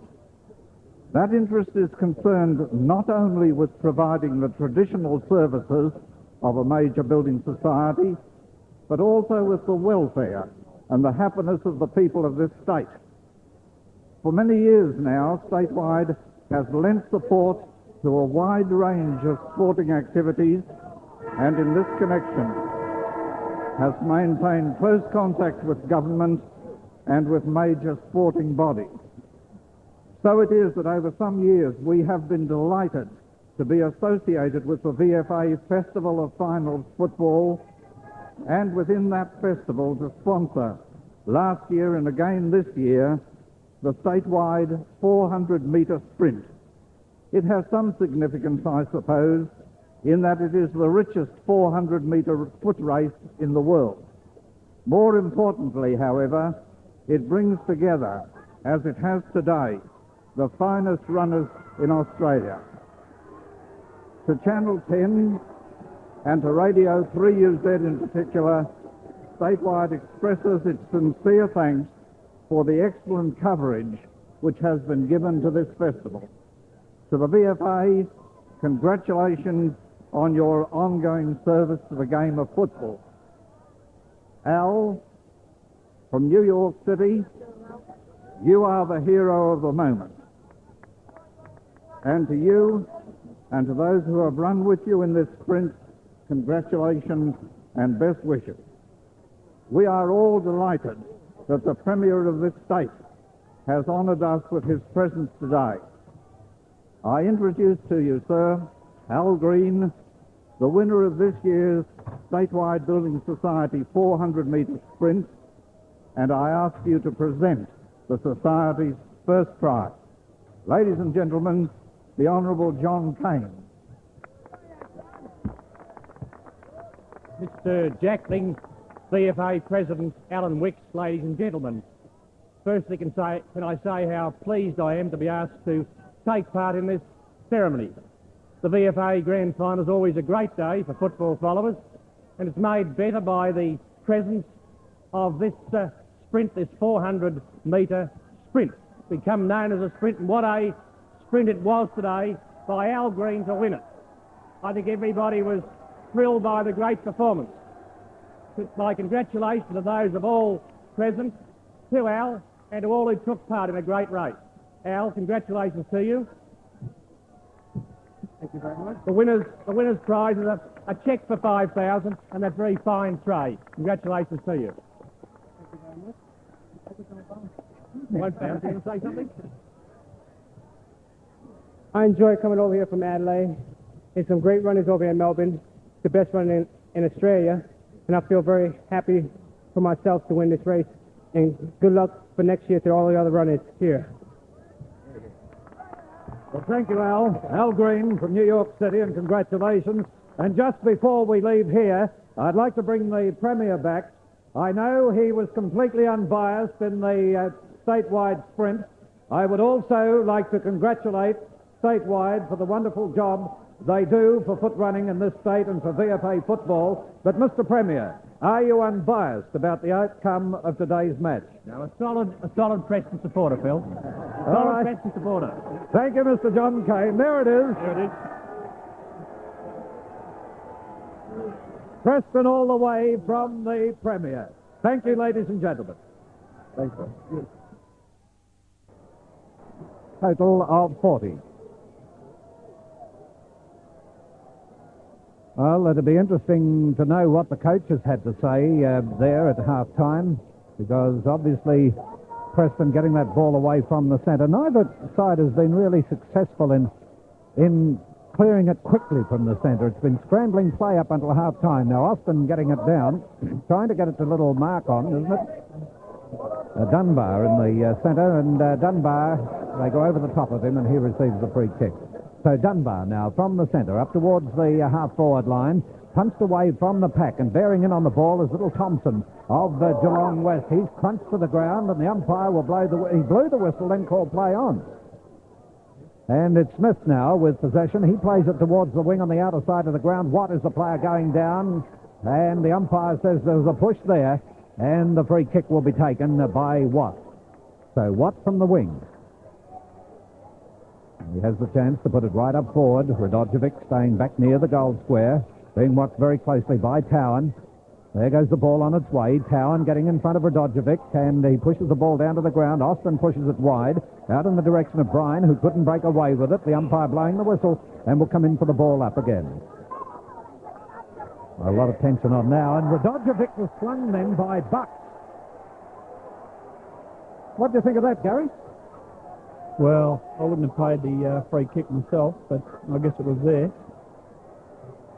Well, it was there all right, and right in front of goal, really, only about 25 metres out. There's a replay of it. Now, you see here that the gunner's blown the whistle. Now, Buck still had hold of him. That's why he was given it. All right, Radojevic put it on its way, and it's a goal to Geelong West. Well, the ball has been bounced here, and again we see another free kick being awarded to Evans of Geelong West on the half-back line. Evans now up over the centre line. There's Austin waiting underneath it. The umpire says his opponent got into his back, and Austin gets the free kick. Well, that was pretty clear anyway. So Austin now with the kick out towards the half-forward line. Players wait for the ball to get there. Bulger's the player pursuing it, but it's gone over the line. Gary Brice, it amazes me the indirect style of both sides in this case as we see the statistics go up. Yes, you would think that Preston would be playing up and down the middle of the ground because of their more dominant key position players. They're taller key position players, but they both seem to be playing that boundary line. All right, you've had time to read the stats there as we have a free being awarded out on the right half-forward flank to Bryan of Preston. Now, Bryan with a long kick up towards the centre-forward zone. The players move out to it. Burke tried to get into the ball there, but the mark has been taken in defence for Geelong West. It was Krantz, and Krantz plays it towards that half-back line. Moving into it was Eddie, but Bowden is the player also there. That's Eddie getting possession, trying to get up off the ground, but they'll be over the top of it again, and the little umpire, Vagona, will come in for the ball out.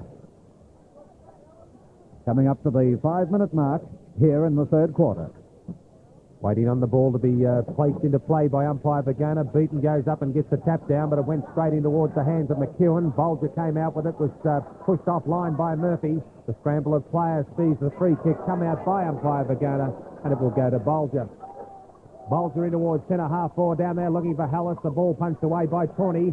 Coming in nicely there is Higgins. He sees Crans on his own. Crans is put under great pressure but gets his kick in. This will allow McDowell to go in there, and also in there for Preston there with Plowman. But the ball came out there in the direction of Dunbar. Dunbar snaps a goal, but he's offline, and the mark down there taken by Watt for Geelong West. 5 minutes into this term sees Watt get the ball out there into the hands of Gibson. Gibson in towards centre half back, and the mark's being taken by Eddie. Geelong West need a lift as they come on towards the wing position, member side of the ground. Here's Smith, and Smith goes up in front of Dunbar and takes the mark in front. That player there is Dyson, number 37. Dyson is penalised, and Jan Smith can now put Geelong West well into attack. The Breeze now coming more from the west than the northwest, but that ball gets a good hoist from the Breeze. A great mark from behind by Preston from mine. And why not the mark, says Ray Shaw, and I agree with him there. The scrimmage of players sees the ball coming in, the umpire coming in to bounce the ball. A clear mark from mine there to Preston, but the umpire said no, play on, and it's a good bounce. Austin is interfered with there by Beaton, and Jeff Austin can relieve for the Preston side. Preston a much improved form in this particular part of the third term as we see that player Osborne come in. Osborne on the left foot goes in towards centre half forward looking for Hallis. The ball punched away by Tawney. In there is Dunbar. Dunbar looking for Bowden. Bowden has the chance to pick it up. He can go along. He's a left footer. Has he got a chance to steady up? He has. He lets it fly, but he's offline. Offline for one behind 1 point now. So Preston now are 7 goals, 850. 4 points in front of Geelong, 6-10-46. We're coming up to 7 minutes into this third term of the VFA Grand Final. Yes, and play starting to liven up. It comes out from the full-back position to the half-back line on the outer side. Up they fly for it, and it pushed away there by Bulger. Here's the opportunity now for them to get into attack again through the agency of Osborne. Osborne out towards the flank, and this seems to be the pattern of play. Bryan is the player to trap it, but going for the flanks all the time instead of direct down the ground. Jan Smith too far under the ball. Tap down to Hallis. Hallis can't break away. Umpire called play on. It's kicked away from the pack, and here's the chance now as we see Thompson coming into it for Geelong West. He plays it up in the direction of Sells. Sells goes down to the ground. Umpire blows the whistle, says there's a free kick, and Sells is the player to take it against McCann. So Sells from the half-back line gets the kick in around the flanks, and up they go. But Gibson, the man in front, gets interfered with, pushed in the back, according to the umpire, and Gibson takes the free. So Gibson now from the half-forward line towards centre forward, looking for Radojevic. It'll come back to him. There he goes after the ball now. Has it in front of him, but Austin getting in there as well. He's been in everything today, Austin, as it comes into that pocket and will be forced through, I think, eventually for the behind. Yes, one behind to Geelong West. And they go on to 47 with Preston on 50. 3 points the difference on the Bow Repair scoreboard, the biggie in the tyre business. Short passing again from the full-back. Comes out to Bowden. Bowden now further around the ground, and moving in here is Plowman. Plowman with a left foot kick up towards the half-forward line for the Bull Ants, and it's forced over the line. Actually, it was over the line before the players could get anywhere near it. Getting back on the half-forward line of Preston, under the cricket stand. There's Beaton moving into it from behind. He gets the drop on the ball, but puts it straight down into the hands of Bowden. Bowden downfield, high in the air, and the mark will be taken by Hallis moving out from full forward. So Hallis in the left forward pocket, might be a little far out from goal, puts the boot into it. On its way, it might be, yes, it's gone over the top of the pack, and a goal to Preston. Preston gets the knockout from the ruck down to Osborne. He couldn't get away, and coming into it then was McEwen. Bang! McEwen from just short of the centre, about to put Preston into attack again. Right puts it up towards that centre forward zone. Hallis waiting under the ball, has it knocked away. Race for the ball now, and going across field here is McDowell, gaining possession for Geelong West around the flank to Watt, and Watt comes in to take the mark in front of McKeon. There's Ray Shaw giving instructions down to the ground. He's up in the box with us. As it comes onto the wing on the stand side of the ground, from behind was Mick Warren to take the mark. And Warren now racing off, plays it across into the centre. Moving in here is McEwen on his own. And McEwen now has a paddock to play in. But that gives you an indication of how far an opponent was away when he could more or less pause and come in to grab that ball again. This is Bulger out on the half-forward line. Moves in, gets the kick down towards centre forward. Underneath it they go, punched away from the forward. The opportunity, though, for Preston through Hallis, who came into it there. But it's Jan Smith, who's played a sterling game in the final series, coming right upfield now. Dragged down to the ground. Gibson comes in, grabs the ball, passes it back here to Evans. Evans fronts, and the umpire blows the whistle. Goes in to have a quick word with Burke as play goes on towards the centre of the ground. Whistle blown again. Free kick to be taken by Sells of Geelong West. And Ray Shaw getting right into it up here. There's the kick up towards Watt, and Watt's coming in with a player coming in late there in McKeon. There it goes towards Radojevic. Radojevic shepherding. It didn't bowl the right way and bowled right towards the behind post, so it will be out of bounds. Radojevic was trusting that the ball would spin in the same direction then, but it didn't spin in the right direction for Geelong West. Okay, back into play. Austin up in there with Beaton. Comes wide and will be taken away by Mick Warren. Warren now was in a bit of trouble, then got away with a clever bit of play. Plays it around towards the half-back line. A hand pass back to Mick Warren as he came running through. He was grabbed. He passes in the direction of Dunbar, who gains possession to put it up towards the half-forward line, looking for Brine, and Brine failing to take the mark. But this is Bolger picking it up. Sends it across towards centre half-forward, and Osborne is the player to come in and take the mark at the true centre half-forward position. So Osborne of Preston. Fair way out from goal with Preston 8-8, 56, Geelong West 6-11, 47. Short pass going on then, misdirected straight into the hands of McDowell of Geelong West. McDowell comes to the members' wing looking for Watt. Watt's up in front of McEwen and does it well, and Watt runs on towards the wing position, sends it down towards half-forward line. Beaton is there, he taps it on. It goes into the direction of Sells. Sells towards Murphy as Dunbar comes in and tries to put the pressure back on Geelong West. Here's Murphy again. Razor Murphy gets the ball, but great smother there by his opponent there, and McCann sees the ball over the boundary line, right half-forward flank with Geelong West team with the aid of a slight westerly breeze, and Geelong West at the moment, 6 goals, 11-47, trailing Preston 8-8, 56.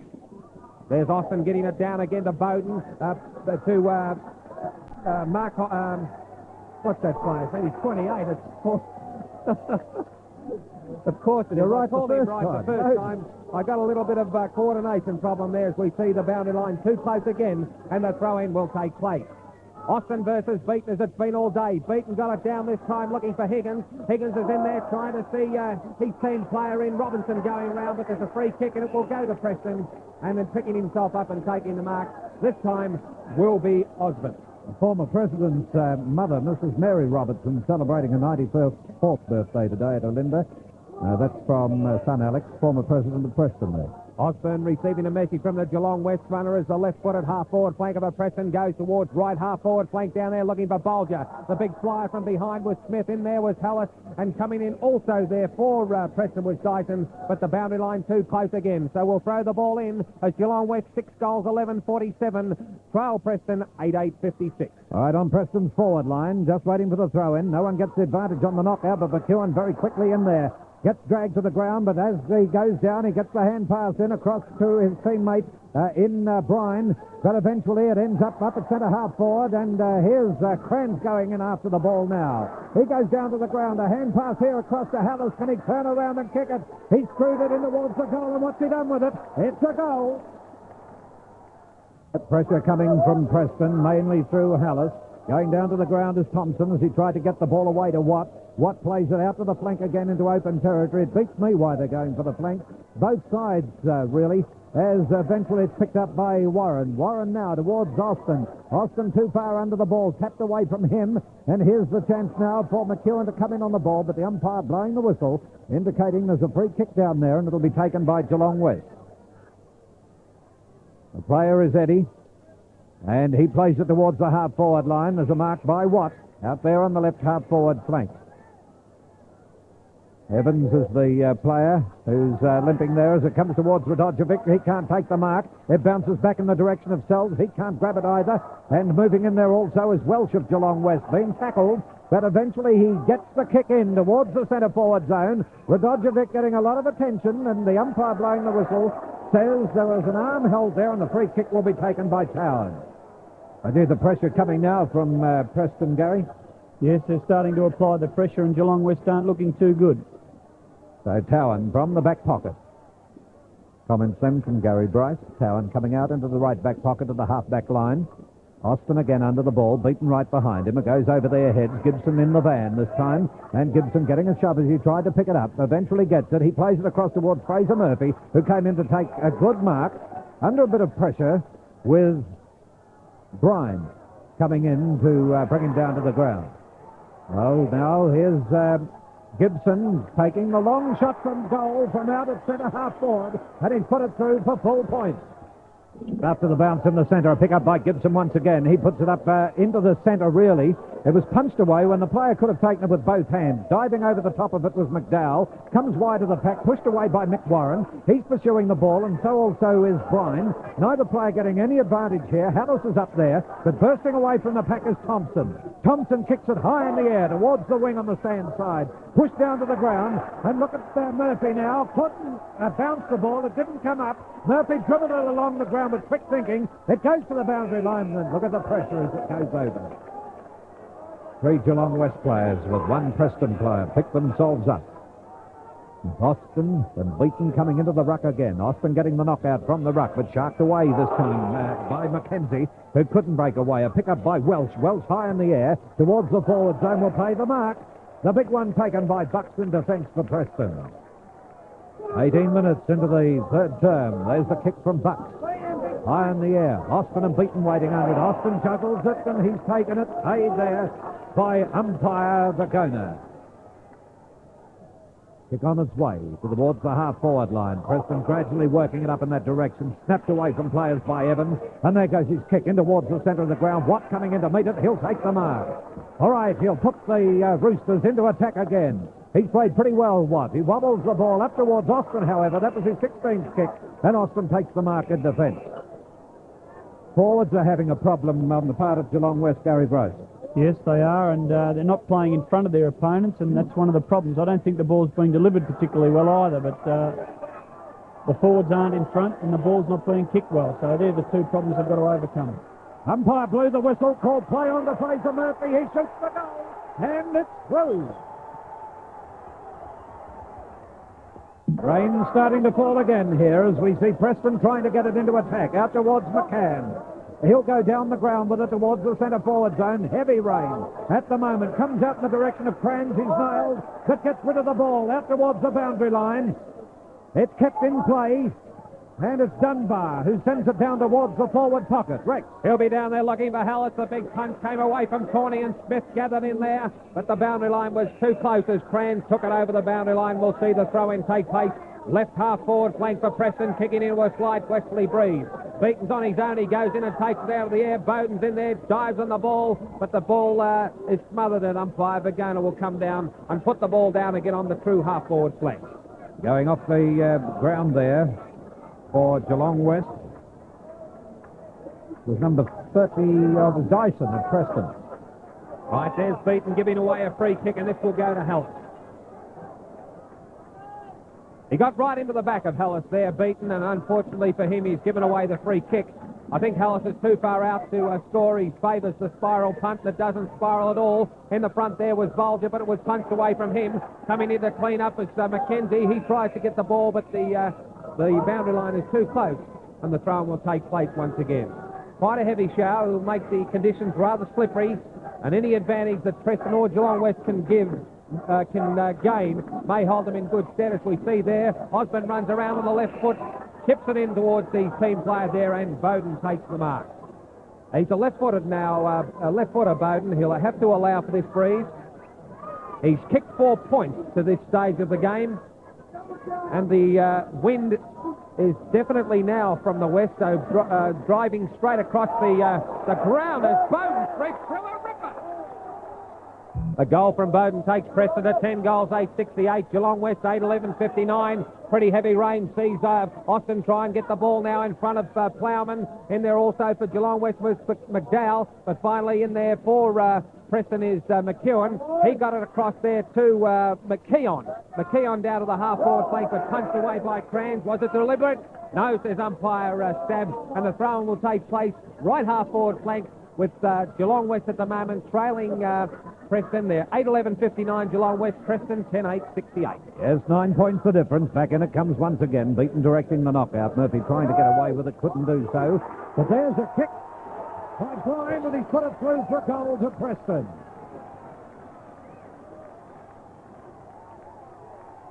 Right, let's see this happen again. It comes off the hands then of McDowell. Brian comes in, and he's put it right through, and by gee, he was on an acute angle then. Well, a moment ago we said Preston were on top. Gary, they've got back there again. Yes, they keep working very well, and although Geelong West won't give up, and that's a good sign, but I think Preston is starting to get away a little bit now. Yes, you've just got that feeling that Preston are showing experience and a lot of strength. Well, there's Austin coming in with Tawney. Austin punches it out for the second time. Goes through towards Olsen, who couldn't get it away. A pick-up by Gibson up towards the half-forward line. And the mark will be taken in defence by Warren of Preston. Warren now gets a lead from McEwen, racing out towards the wing position. There's Fraser Murphy racing in behind him, but it'll be both of them over line. Gary, Don't forget Superman 2 tonight at 7:30. Gary, I can't understand play like that, particularly now that the breeze is blowing straight across the ground. It's a bit strange to see them kicking from this side of the ground, but right across to the wing. It would be much better for Preston, particularly into the wind, to try and get up right up the middle of the ground. Well, Preston players, or rather Geelong West players coming into it, as it's kicked further up the ground, but immediately returned by Brice down towards the half-forward line. And there we see it, being kicked out of bounds by Thompson of Geelong West. Rex, I just can't understand why they're playing both sides, playing the flanks all the time. Okay, Preston have gained the advantage by doing it, but why not the kick straight up the centre? Well, I can't understand it, particularly now, as I said to Gary a short while ago, that the breeze is not favouring either end. And a big mark taken by Hallis again on the half-forward line, and he's been the key, in this quarter anyway, to Preston's success. He's kicked 3 goals so far this quarter. Preston 11-8, 74. Geelong West 8-11, 59. There he is, taking the strong mark. And look at this kick right up into the goal square. And I think the umpire's gone down there to pay the mark to Burke. That was a great mark by Burke. Right on the edge of the goal square. He's had 4 kicks and kicked 4 goals. Is that right, Ian? 4 kicks, 4 goals to Burke. And here's the mark coming up. That was a good mark, wasn't it? Now here he is, lining them up from right in front with heavy rain falling. Well, he's put it through for another one to Preston. They move on to 12 goals, 80. Breaking away from Geelong West here in the third quarter. Geelong West being 8 goals, 11, a total of 59. Gary Brice, as coach of the side that was defeated by Geelong West last week, what do you think they can now do? There's not a lot they can do. Preston have taken over, they've controlled the rucks, and even the Rovers are on top. Dunbar's done an excellent job, and he's really showing Murphy today how it should be done. Ian, what's been the scoring in this quarter? Preston 6 goals, 1. Geelong West 3 goals, 1. Bit of delay while they're waiting for someone to get back over the fence. Youngsters down there. And the attendants are down there. They're down there, but they walk straight past them. Umpire Murray Stab now for the bounce. Bounces out well wide and came down in between players. Moving in this time is McKeon. McKeon sends it downfield. Thompson coming in to try and gain possession. Or Cowan Bulger moved in rather strongly and has gone to the boundary line once again. It's on Preston's forward line. Geelong West desperately needing a score. They're 26 minutes into the third quarter. Preston getting right on top in the third quarter. Burke up in the ruck. It comes out towards McEwen of Preston, brought down to the ground, and he'll receive the free kick. So McEwen from the right half-forward flank goes for his long kick towards the centre-forward zone. Up they go. There was a mark in the middle of the pack. It's a Geelong West mark, and it's Tawney to be paid. So Tawney from the last line of defence, again to the wing on the outer side of the ground with Sells moving in. They mustn't have any confidence at all in their centre man or any players lurking around that area, because on every occasion Geelong West are playing to the flanks and to the wings. Number 13 going down to the ground was Robinson of Geelong West, with umpire Bagona coming in for the ball up. Rex? Yes, well into time on in this third term. 12-8, 80 Preston lead. Geelong West 8-11, 59. Tawney in the ruck now and wins it against Austin. It went down towards Olsen, but coming out nicely for Preston is McCann. McCann, a very high ball down towards right half-forward flank. The hand pass comes from Mick Morris out towards McEwen. He runs into the goals, but the kick is off the side of the boot and over the boundary line and out of bounds. 8-11, 59, Geelong West. Trail Preston 12-8, 80. Burke, the major goal kicker in the match, with 5 for Preston, and Radojevic with Geelong West has 4. There's Burke getting the kick again, and that'll be 6 kicks for the game. He's kicked 5. Here's Cran. Cran sees Gibson on his own. Gibson can take the ball and try and draw the opposition. Certainly McEwen will have to go insert soon, but the ball came out towards Murphy, back into the hands of Evans. Evans out towards the wing position, and there's Watt. Watt chips the ball in towards Welch, and Welch takes the mark, and you can see him there slide as he went for the mark in front of Warren, and he's injured that ankle. Quite heavy strapping down on that ankle. But Welsh goes back and kicks it absolutely poorly. But you can see there, he has a heavily bandaged right ankle there. And that was borne out by that bad kick. Back to the action as Warren goes down towards the centre wing. There's Eddie. Eddie should have been penalised there. He is now. Hallis went in and tackled Eddie. And right on the VFA emblem, Hallis can take the free kick. It's been a big quarter for Preston. And Shane Hallis well out from the goals, uses the punt kick and goes to centre half forward. Looking for Bolger. In there was Bowden as well. Down there for Geelong West was Tawney. Taps it out into the hands of Eddie. Eddie down towards half forward flank is interfered with, and there will be a free kick given up the field, and it should have been taken by Evans, but we'll now see what pick it up and what will be putting Geelong West into attack, going towards centre half forward. Over there is McDowell. Bucks was the big flyer. This will enable Dunbar to come in and soccer it off the ground. A nice bit of shepherding out there. Sees Towan trying to give Radojevic the fly. Radojevic coming in now in very greasy conditions. He handballs, but great smother by Bucks. Carries the ball over the boundary line and out of bounds on the left half forward flank for Geelong West. Tony Banks, a report on Welch. Paul Welsh has injured his knee again. He's gone in for an ice pack. He said he's done it twice in the game so far, and subsequently one of the reasons why he kicked it out on the full end. The ball came out again to Geelong West, who was pushed in there by Higgins. In towards Watt at centre half forward, and Watt up in front of McKeon, and coming in for his 19th kick is Watt. He's certainly put in well today, but they need a lift in the centre as the chip's on, and here's McDowell. McDowell played brilliantly last week. He has been quiet today, but now McDowell coming in for his 6th kick. He's 40 metres out, and this is a very, very vital kick for Geelong West. There can't be much more time left. And what did I say? There is the siren. 30 minutes and 5 seconds that particular quarter went, and is this an important kick? McDowell receiving the raspberry. Favours a drop punt kick. Is he offline or not? It's a goal to Geelong West, and what a great goal. 9 goals, 11-65 Geelong West. Preston 12-8-80. One certainly needed by Geelong West, and here's Tony Banks. Well, we're trying to get Jeff Austin here as he comes into the group of players. Over here to Jeff.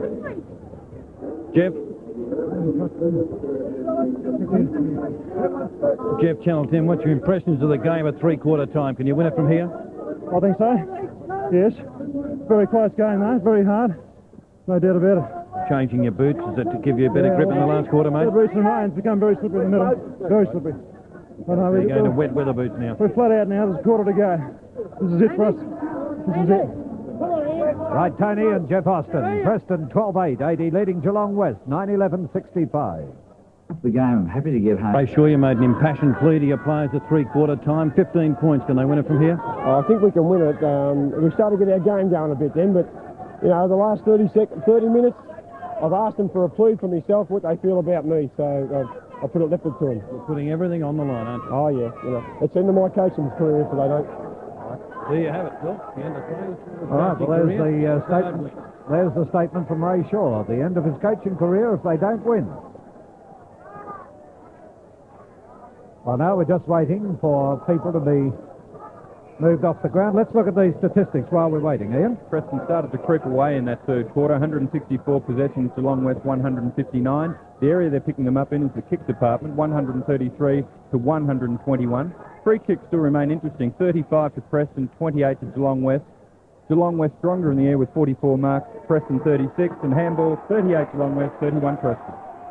Right, and there we go with the bounce. Austin waiting underneath it, and Tawney as well. Tawney gets a hand to it. It comes out wide of the pack. Let's see if Preston can get it into attack here.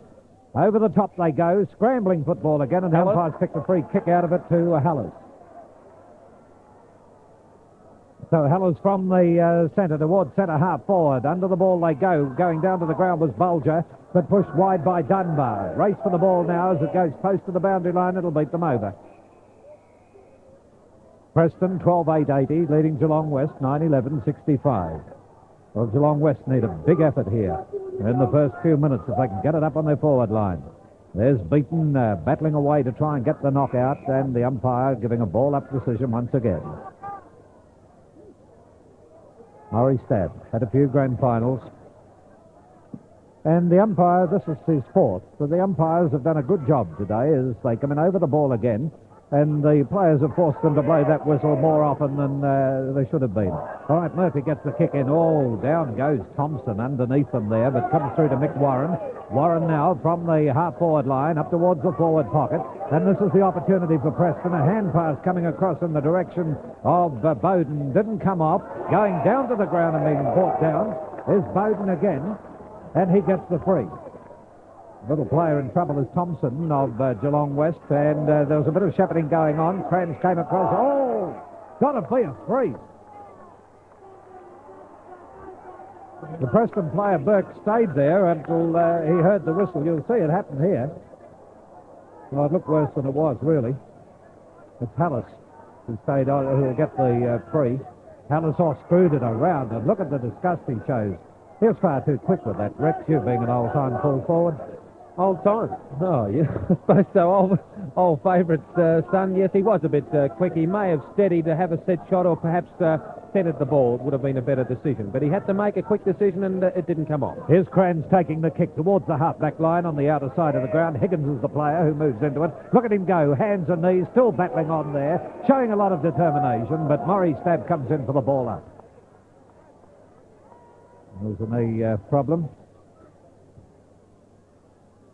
And we have it being kicked wide of the pack.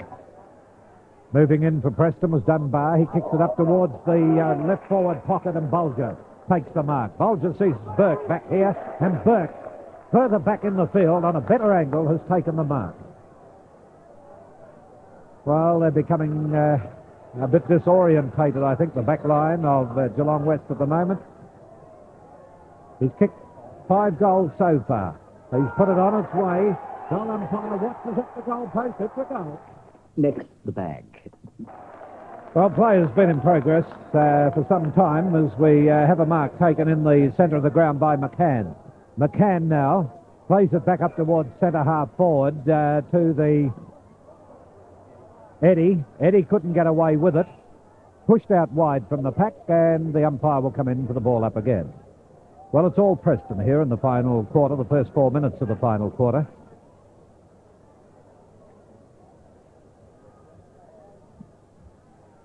And in they move, and pushed away by the big fellow in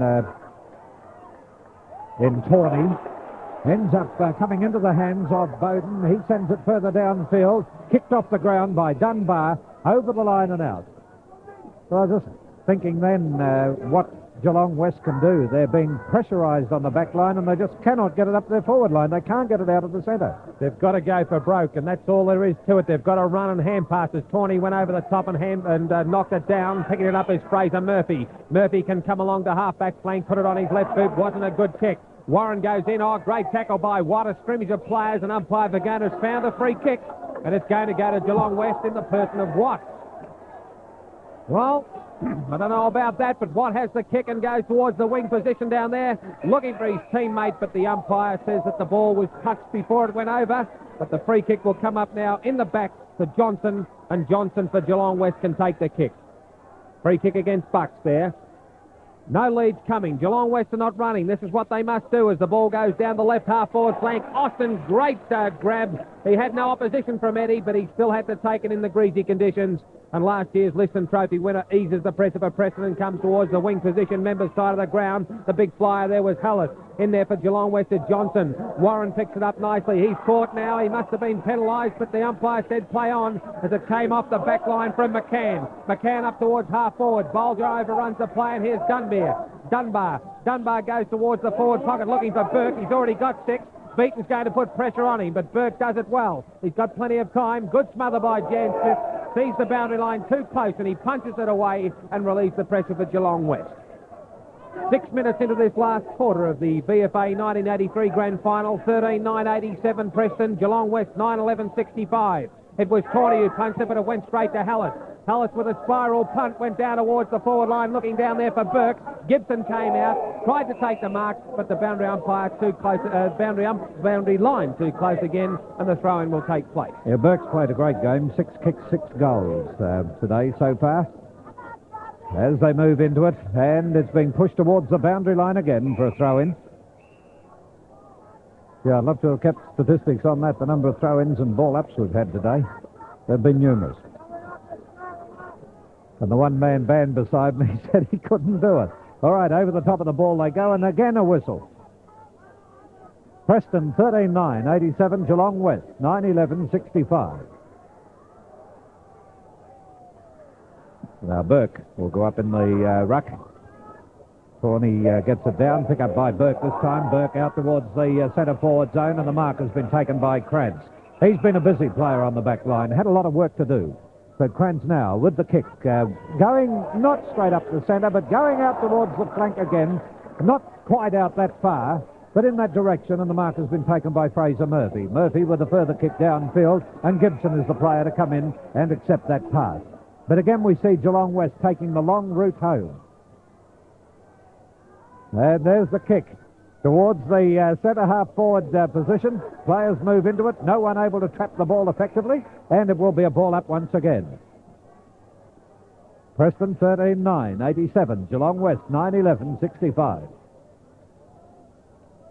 A little bit of a lull come over the game. Austin moves into it, taps it out wide, gets it to his teammate in McKeon. McKeon around the flank position, an attempted mark out there, but didn't come off by Eddie. So a throw in again. And there's Austin and Corney, both getting a hand on the ball, I'd say. And Preston into attack once again. It's McKeon coming downfield. He sends it towards centre forward. Burt leading in the race to the ball, and he's taken the mark.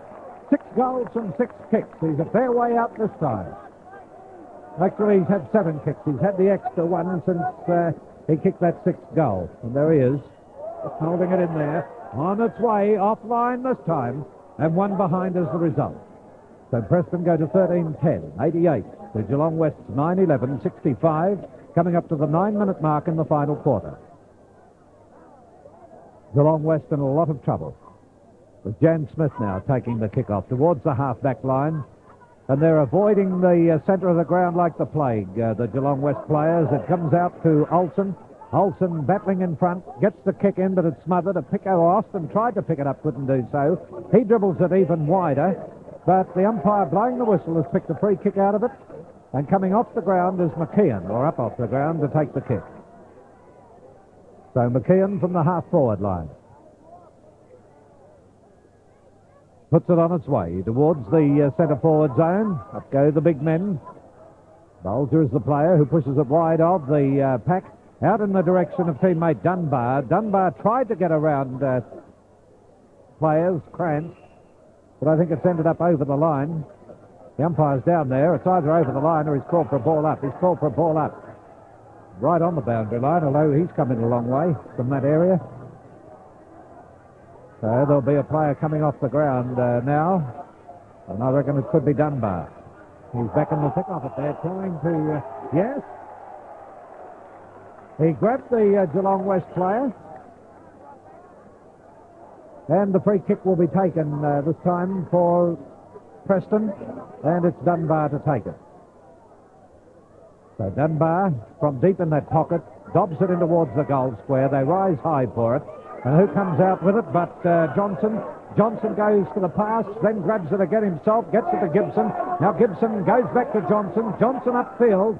And I was going to say at last they'll send it in the direct route, but he's put it out towards the half-forward line to Murphy. So Murphy passes it back this time to Sells. Sells looking for Murphy again. There's Murphy about to try and come through the pack. But it's a pick-up this time by McCann, who puts it around the boundary line on the outer side of the ground, and the mark has been taken out there for Geelong West by Higgins. Geelong West need a run, and they certainly haven't got much time to do it as Higgins goes in towards the half-forward line, punched away there by Austin. It came into the direction there of Gibson, but the boundary line is too close once again, and the throw-in will take place on right half-forward flank. Geelong West 65 and Preston 88. Dunbar off the ground. Been a pretty busy player as we see Mick Warren gather the ball in. He's going to be penalised there. Very, very quick, in my opinion there. Sells as a player accepting the pass. And Sells from a 45-degree angle, 40 metres out. You'll see here that it's a great tackle, but did Mick Warren have enough opportunity to get rid of it? For mine, he didn't. He attempts the hand pass, but still the umpire gave the kick. Sells on his left boot, has kicked a goal. Geelong West, 10 goals. back here. Geelong West 10-11-71. Coming back at Preston 13-10-88. And there we see the player going in for Geelong West and kicking it forward was Robinson. Robinson towards centre wing. Mark-on tackle too high. And Mark-on can take the free kick and a 15-metre penalty because what has upset the apple cart? And Mark-on can take the advantage of a 15-metre penalty. This will bring him to half-forward flank. For Preston, and he goes forward looking for Burke. Bulger's there too. The punch came from Smith. Here coming in there for Preston was Osman. He's penalised, and a great tackle there by Crans. We'll see Geelong West come out of defence once again. Geelong West certainly need a lift, and they got that lift through Sells as they went down towards the wing position down there. And going up is Watt, punched away by Bucks, but it was a fresh air shot. Coming in nicely again is Watt. He's played his hut out, and here comes Fraser Murphy. This is the pace that they want Geelong West to show. Murphy scoops it up with one hand, but he hand passes it to his opposition in McKeon. And he puts great pressure on McKeon. There's a scramble of players, but it's picked up nicely for Preston by Higgins. Higgins takes the mark. It was Warren who kicked it, but Higgins takes the mark and can now put Geelong West back into attack with the chip shot onto Watt. And Watt goes in and takes the mark, and he can fire for goal for Geelong West 11th goal. Righto, and Watt about to come in from that left half forward flank. Oh, gee, this is one needed by Geelong West. Put them right back in the game if he can get it. Lines them up pretty deliberately. It's well on its way to goal. Umpire stays there. It's a goal. Geelong West getting back into it, but taking the ball is Olsen. He plays it out towards the half-forward line. Crans in there in defence. Crans now goes for the hand pass. This time up towards Robinson of Geelong West. Further around field it goes, and they're getting it down the ground. Watt is in there, being tackled also Johnson, but it comes back into the hands of Olsen. Olsen of Preston up towards the half-forward line, a good one-handed mark, and a timely one by Osborne. Preston 13-10-88, Geelong West 11-11-77. Dean pull that one in. So there's Osborne now, getting ready to come in with the kick. Making an early lead is Hallis, but he puts it up towards the forward zone. Up they fly for it. The umpire blowing the whistle, says there's a push in the back. And which way is he giving it? It's going Geelong West's way. All I can hear Ray Shaw yelling out is get him off. We're waiting on Dyson to go on the field.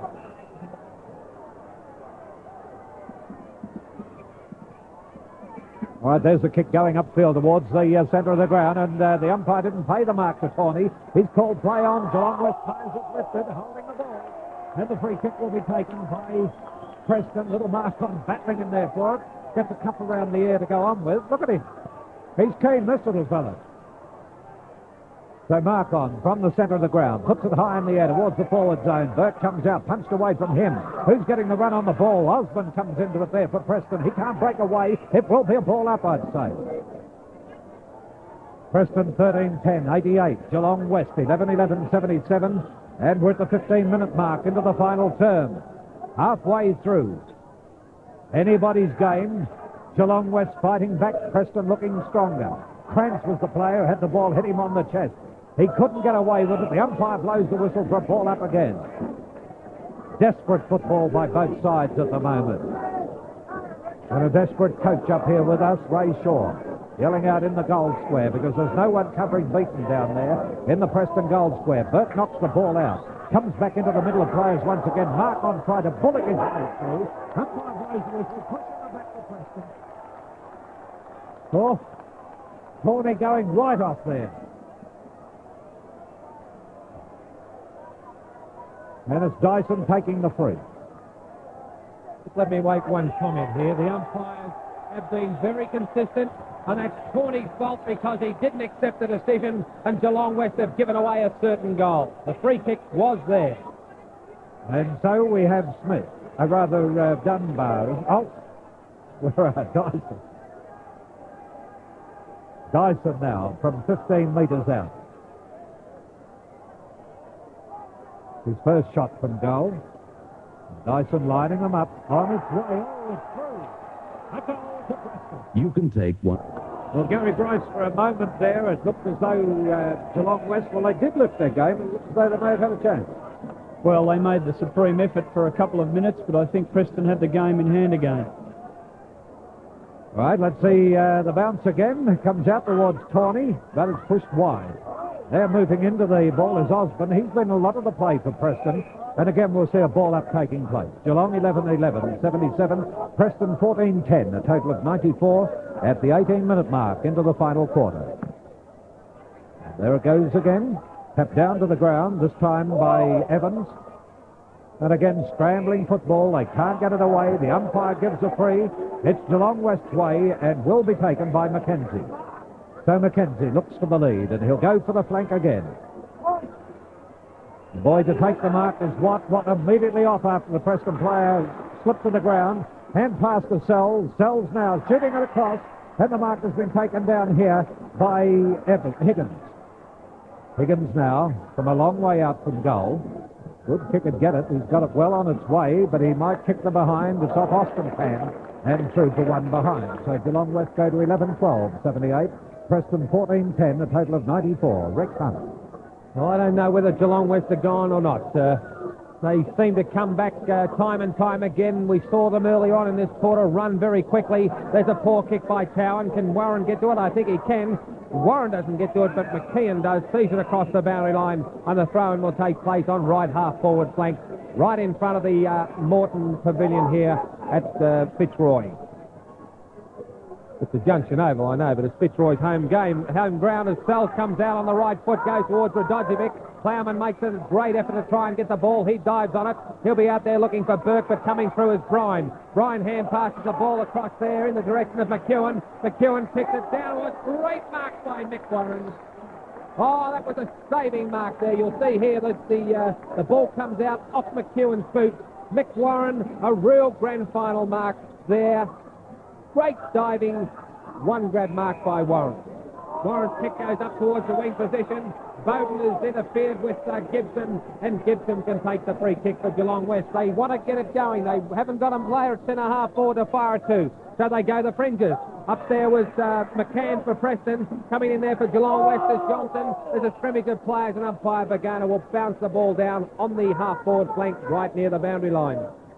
You can see there how close the boundary line is. 14-10-94 Geelong, Preston. Geelong West 11-12-78. That's 20 minutes into this grand final last quarter here at the Junction Oval down here at St Kilda.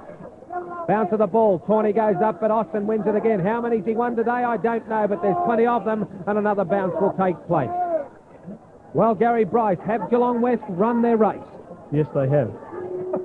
There is the comments from former Port Melbourne coach Gary Brice as we see the ball go down again. Up is Austin. We've got to get this scramble away, says the Geelong West crowd. But once again, umpire Bagana will come down and bounce the ball once again. Half-forward flank for Geelong West. All right. And we just heard one of Gary Bryce's in-depth answers. As the umpire comes in for the bounce, Austin gets a hand to it and out. So Geelong West are 11-12-78, Preston 14-10-94. It's been a better second half than the first half. Both sides getting a lot more desperate in the second half than they were in the first. As it comes out this time towards Osborne, who's done particularly well here today. And the kick ends up with Mark on after being kicked from McEwen. Mark on being tagged, 15-metre penalty, and Mark on not wasting any time. He takes right on. Shoots the ball from the inside of the boot, up towards the centre forward line. And the umpire blowing the whistle says holding the ball in the free kick taken by Geelong West. Oh, what do you think about that, Rick? Well, how can he be penalised when he takes the mark? Right, Trances the player. Sends it towards centre half back to Gibson. Gibson now comes out with it into the centre. Austin slipped at the vital moment. Let's see what happens here. As moving into it is McKeon. Coming in also is McCann. McCann's brought down to the ground. The umpire says he held the ball. And the free kick will go to Higgins of Geelong West. He's a fair way out from goal. Higgins at centre half forward. And there it goes on its way. It's a mighty ruthless runner, well on its way, and hit the bottom of the post. But no, it didn't. Dribbled off the ground and touched through by McCann. So Geelong West to 11-13. Preston 14 goals 10 on the Bow Repairs scoreboard, the biggie of the tyre business. Kick off. And the pressure really on. I'd say about 9 minutes of play left, right out towards the boundary line. Gibson comes in, tries to trap the ball. Can he hold it in? No. Don't forget Superman 2 tonight, 7:30, Channel 10.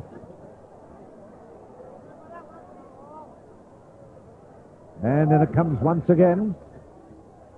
Austin been doing well in the ruck all day. Gets it down towards Bucks. A race in here for the ball. McEwen gaining possession. Goes for the hand pass to Warren. And up towards the half-forward line. Slips through players' hands. There's Jan Smith going over the top of it for Geelong West. I thought I saw a squirrel in there, but he's got the free kick, Jan Smith. Coming out from the left half-back flank. Jan Smith with the ball on its way to the centre of the ground. Up they go, no mark taken. Being forced along the ground. Moving through here is Robinson. Player still pursuing the ball, Robinson. He gets it around the neck according to the umpire, and he gets the free kick. So 23 minutes into the final quarter. Up it goes towards centre half forward. Murphy, or rather it was McCann father, take the mark. Here's Murphy now with a long hand pass. Can Radojevic get it through? He's dribbling it along the ground. It's a goal. 12-30. Remember, 9 points the difference. Austin getting the knockout from the ruck. A beautiful knockdown towards McEwen. McEwen of Preston screaming downfield towards the goals. There goes the kick. Big men want it. Up they fly. No one able to take the mark. And there's a scramble of players there. The umpire picked out a free kick, and it's going to go to Sylvester Crams. And Crams for Geelong West will want to get it, but he's coming out here now looking for Jan Smith, and Smith goes up. In fact, that player there will be McDowell. McDowell comes around, and he comes around, and McDowell spears it in towards the wing position, looking down there for McKenzie, and McKenzie's taking the mark. They need to get on with it. They're only a few points down. Here's McDowell. He's played the play very, very well, and he's gone out towards half forward. Mark, then he's kicked 5 goals.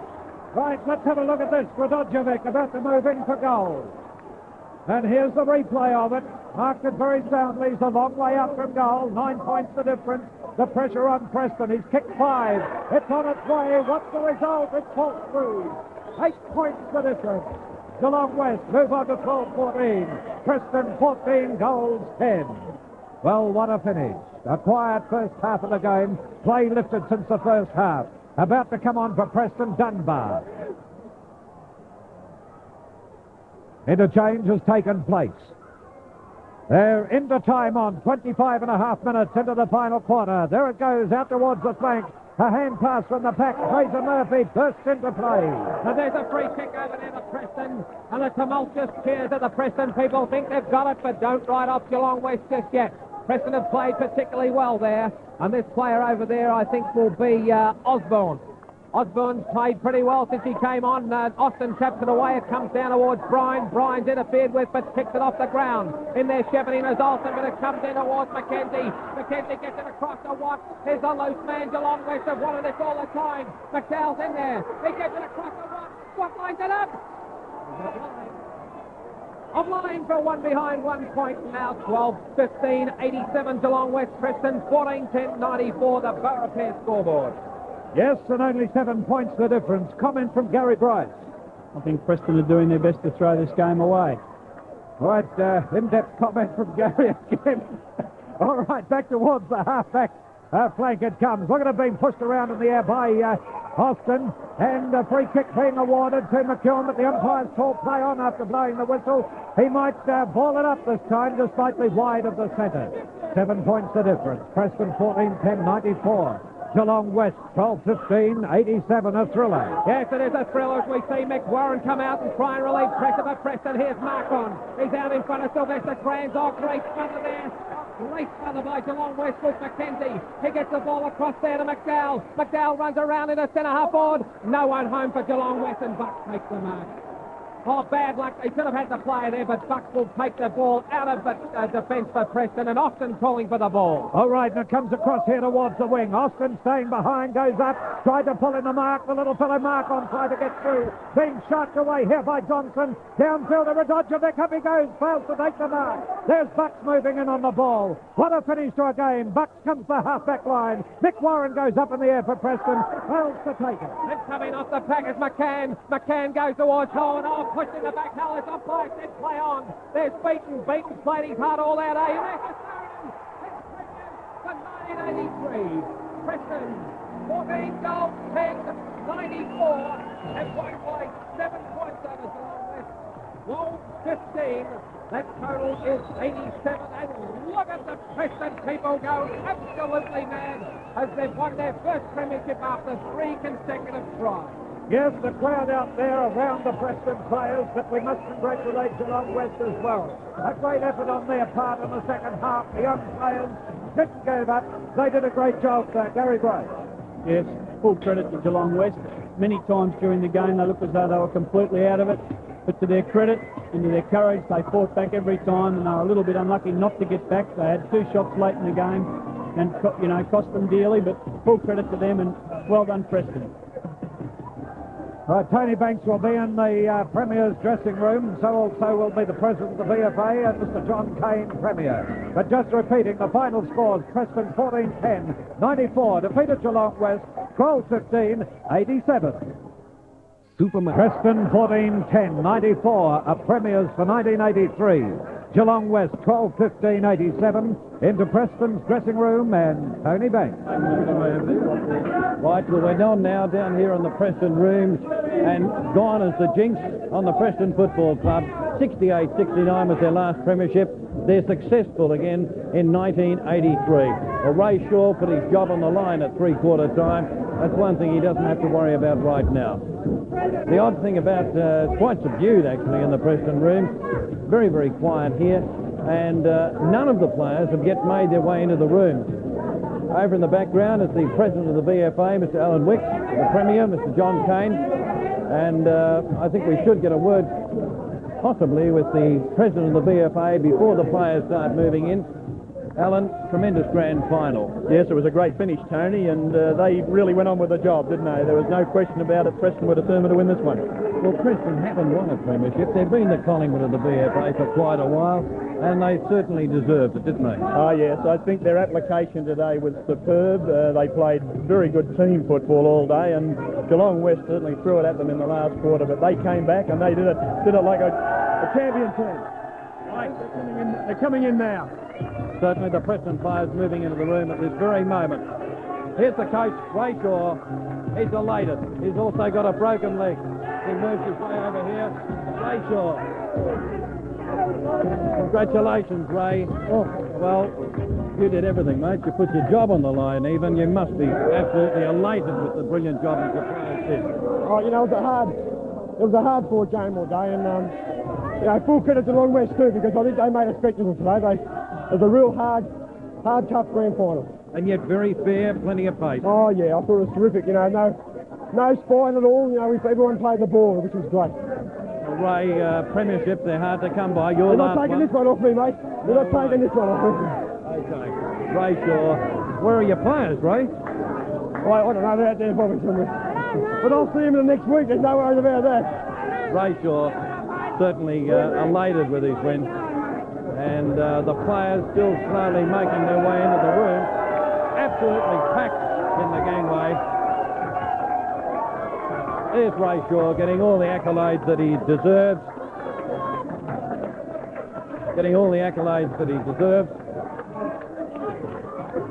As the players start to make their way into the rooms.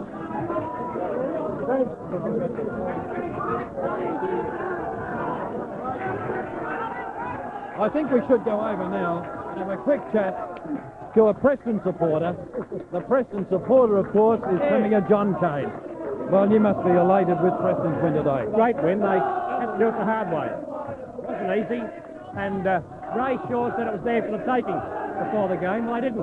They had to take it hard. Great win. Ray Shaw did a lot for the club this year and the 2 years that he's been at Preston.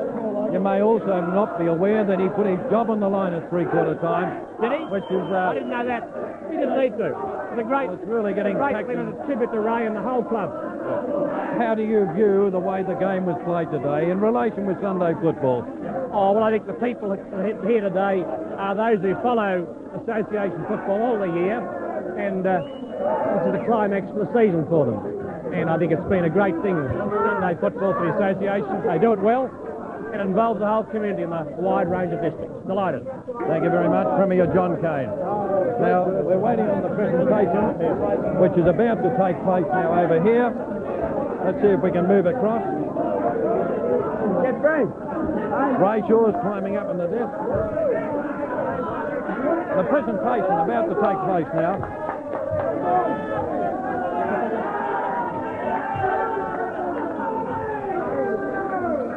A lot of the players in tears, a lot of the Preston players in tears. They're absolutely elated at the magnificent way that they've played out there.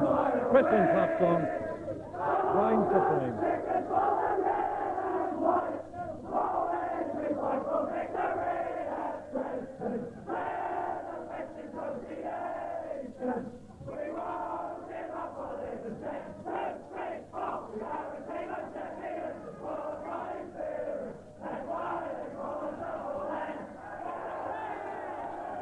Now the president of the VFA, Mr. Alan Wicks, is about to present Ray with the trophy. I think it should. I think if we could just have a little bit of attention from the players and the supporters. On behalf of the Victorian Football Association, I have much pleasure in presenting to the Preston Football Club the Ross Faulkner Cup, the Champion Cup for the Victorian Football Association for 1983. The Preston Football Club has shown a very fine example of persistence. They've been there over the last 3 years. The persistence, if ever there's an attribute that's required in football, it's persistence. And everybody associated with your club has shown that persistence, and it's been rewarded. There's the cup over to Ray Paul.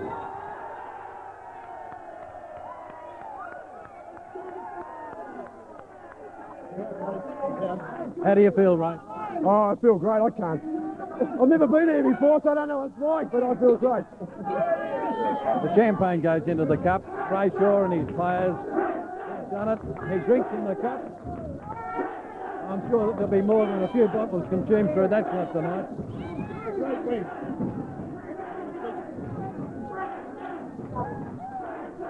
We're going to come back right after this break.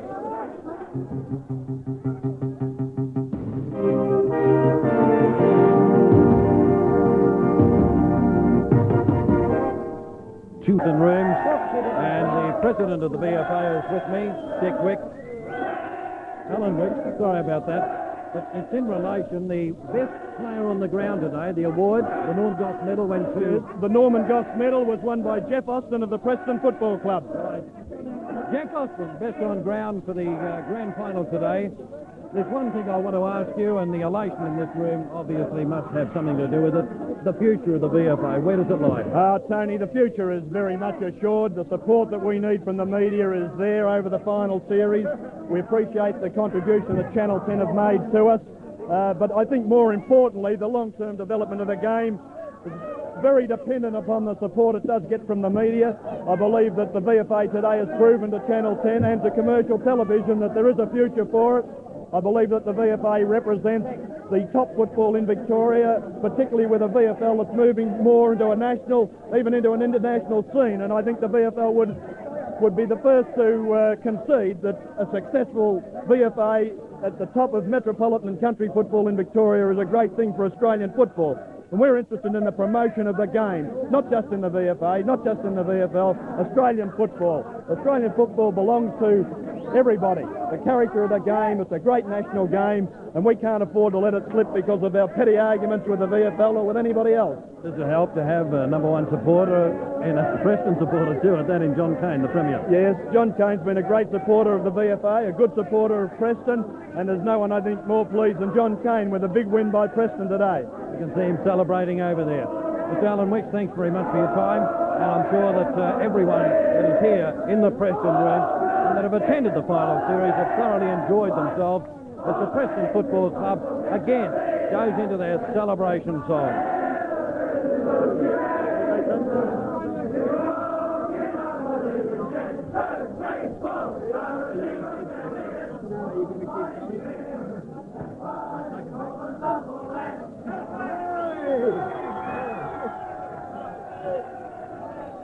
Where's the left? Hey, did you put the line of it? On the edge. What's on the edge? Yeah. Right. Come on, what are they doing now? All right. Well, there's still a lot of fun left in football, and you can see it there. with the celebrations going on in the Preston dressing rooms. Our commiserations to Geelong West because they did fight out so valiantly there in the final quarter of the game and nearly got there. Only the 7 points down, with the final score being 94 as against 87. Let's hear from our commentators on the day. First of all, from Rex Hunt. Well, certainly it's a fitting tribute to Preston because no doubt that they were the best side in the competition this year. But let's not forget in Preston's glory, Geelong West's magnificent comeback. Many of us thought they were gone for all money in the third term and they come back. Many people wrote them off halfway through the last quarter. But to their credit, their young players ran, they dived on the ball, they smothered, they did everything that makes a good side. But Preston steadied, and full marks to Ray Shaw and all the senior players and the young players, and was a great overall effort for Preston. They'll be a very good side for years to come, but certainly Geelong West can hold their head high in defeat. And full marks to our camera crew too for the way they brought you the action there in that not only the final quarter but right throughout the series. Gary Brice. Well, I was watching you, Gary, while the celebrations were going on, and you must feel a disheartened man, but by the same token you've enjoyed a good grand final. Well, it is disappointing not to be there drinking out of that cup again, I must admit, but I guess that these little hurdles you have to overcome should make you more determined that you're not going to miss out on it next year. And I hope that the Port Melbourne players are watching it today and seeing, just remembering what it was like for us in the last 3 years. It is a tremendous experience. You know, Ray has worked very hard, he deserves it, and I can't help but feel a bit for the Geelong West players because I know exactly how they feel. Last week we felt the way that they do today, and full credit to them. They fought tremendously well, but Preston were just too good on the day. Look at the happy Ray Shaw there, Ian. Tell us something of what happened statistically. Well, first of all, Rex mentioned that Preston will be a strong club in the future. That's certainly true. If you look at today, they had their first, seconds and thirds all appear in the grand final. The better players for their first today, their kick getters, McEwen with 15, Hallis 12. He played a great third quarter, kicking 3 goals in that vital third quarter. Warren 13 kicks, Bowden 11 and Dunbar 18. For Geelong West, they fought on valiantly. Watt with 22 kicks, Eddie 13, Gibson 12, Higgins 14 and Eddie 13. And goal kickers to Preston, 6 to Burke, 3 to Hallis, 2 to Marcon, 1 each to Bowden, Brian Dyson. And for Geelong West, 5 to Joe Radojevic, 2 to Murphy, 1 each to Eddie, Gibson, McDowell, Sells and Watt. Well, you've been looking at action in the dressing room, and there's a little more talk from there with Tony Banks. Back in the Preston room, the celebrations continue. Gordon Town. Must be a great feeling to play in a premiership side. I've been through 4 of them, Tony, and this is, I can't explain the feeling I'm feeling at the moment. It's just fantastic. You've tasted league football. I guess you obviously feel it was a great decision to come back to Preston. Oh, well, it was just a personal thing that I had to go to league. A lifetime ambition to sort of prove to myself that I could play. But to come back to this, it's just fantastic. Certainly helps when you win a premiership. Well, I've been through 3 losing ones, mate. This was the last effort, and I think it was, a last-ditch effort for a lot of fellas down here because it might be their last year. So we all sort of took that line that, this is going to be the last chance for a lot of us, and we went out there with that attitude and we come off with it. There was a tremendous shown by Geelong West. They did play well. Full credit to Geelong West because of the way they fought it out. I thought they'd die out, but they didn't. They kept coming back in great start. Gordon Towns, congratulations again on playing in a premiership side. So there you have it. This is the Preston rooms. It's been a champagne shower. We're all drenched at the moment. We'd like to try and get some down our throats, so let's go back to Phil Gibbs. All right, Tony, and congratulations on the work there in the dressing rooms and around the field during the final series. Just repeating that the final scores in the match today: Preston 14-10-94 defeated Geelong West 12-15-87. Tuesday night. Well, there you have the scores quarter by quarter, and we're just looking in the Geelong West dressing rooms now. Tony Banks was to have moved over there, but unfortunately it's that crowded in the Preston rooms. He's unable to get out in time and move over. But Rex, I think we could say congratulations to Geelong West, being such a young side. They've had problems in recruiting earlier in the year, but Tadaki Harris, Joe Radojevic and the boys have done a wonderful job. I said just after the game, Phil, that they can hold their head high, Geelong West. Darky Harris mentioned before the first semi-final clash against Preston that they were unknowns. Even the media didn't know them. We'd have to say that we didn't know many players, but by jingo, I'll be looking for some of these players in league ranks next year. Players like Murphy and Sells must have a great future, and so many young players will stand Geelong West in very good stead. All right, to you, Rex Hunt, thank you for your commentary throughout the final series. We've enjoyed it, and we hope to see a lot more of you in the future. Well, it's been my pleasure to speak to you and, of course, to the viewers, and I'm looking forward to next year. Gary Brice, looking still disappointed, but Gary, you must have enjoyed the final. And what are you going to do next year? I didn't enjoy the final one bit because we weren't in it, Phil. Well, what are you going to do next year? I don't know at this stage. The club and I haven't discussed my future. I really don't know what's in store for me, but I'll have a good rest and think about it and make a decision within a month or so. Right, and to Ian Gibbs, thank you, and hope you've enjoyed the final series. And we wind it up now, and we'll see you sometime in the future. In the meantime, it's good evening to you all from the 1983 Grand Final.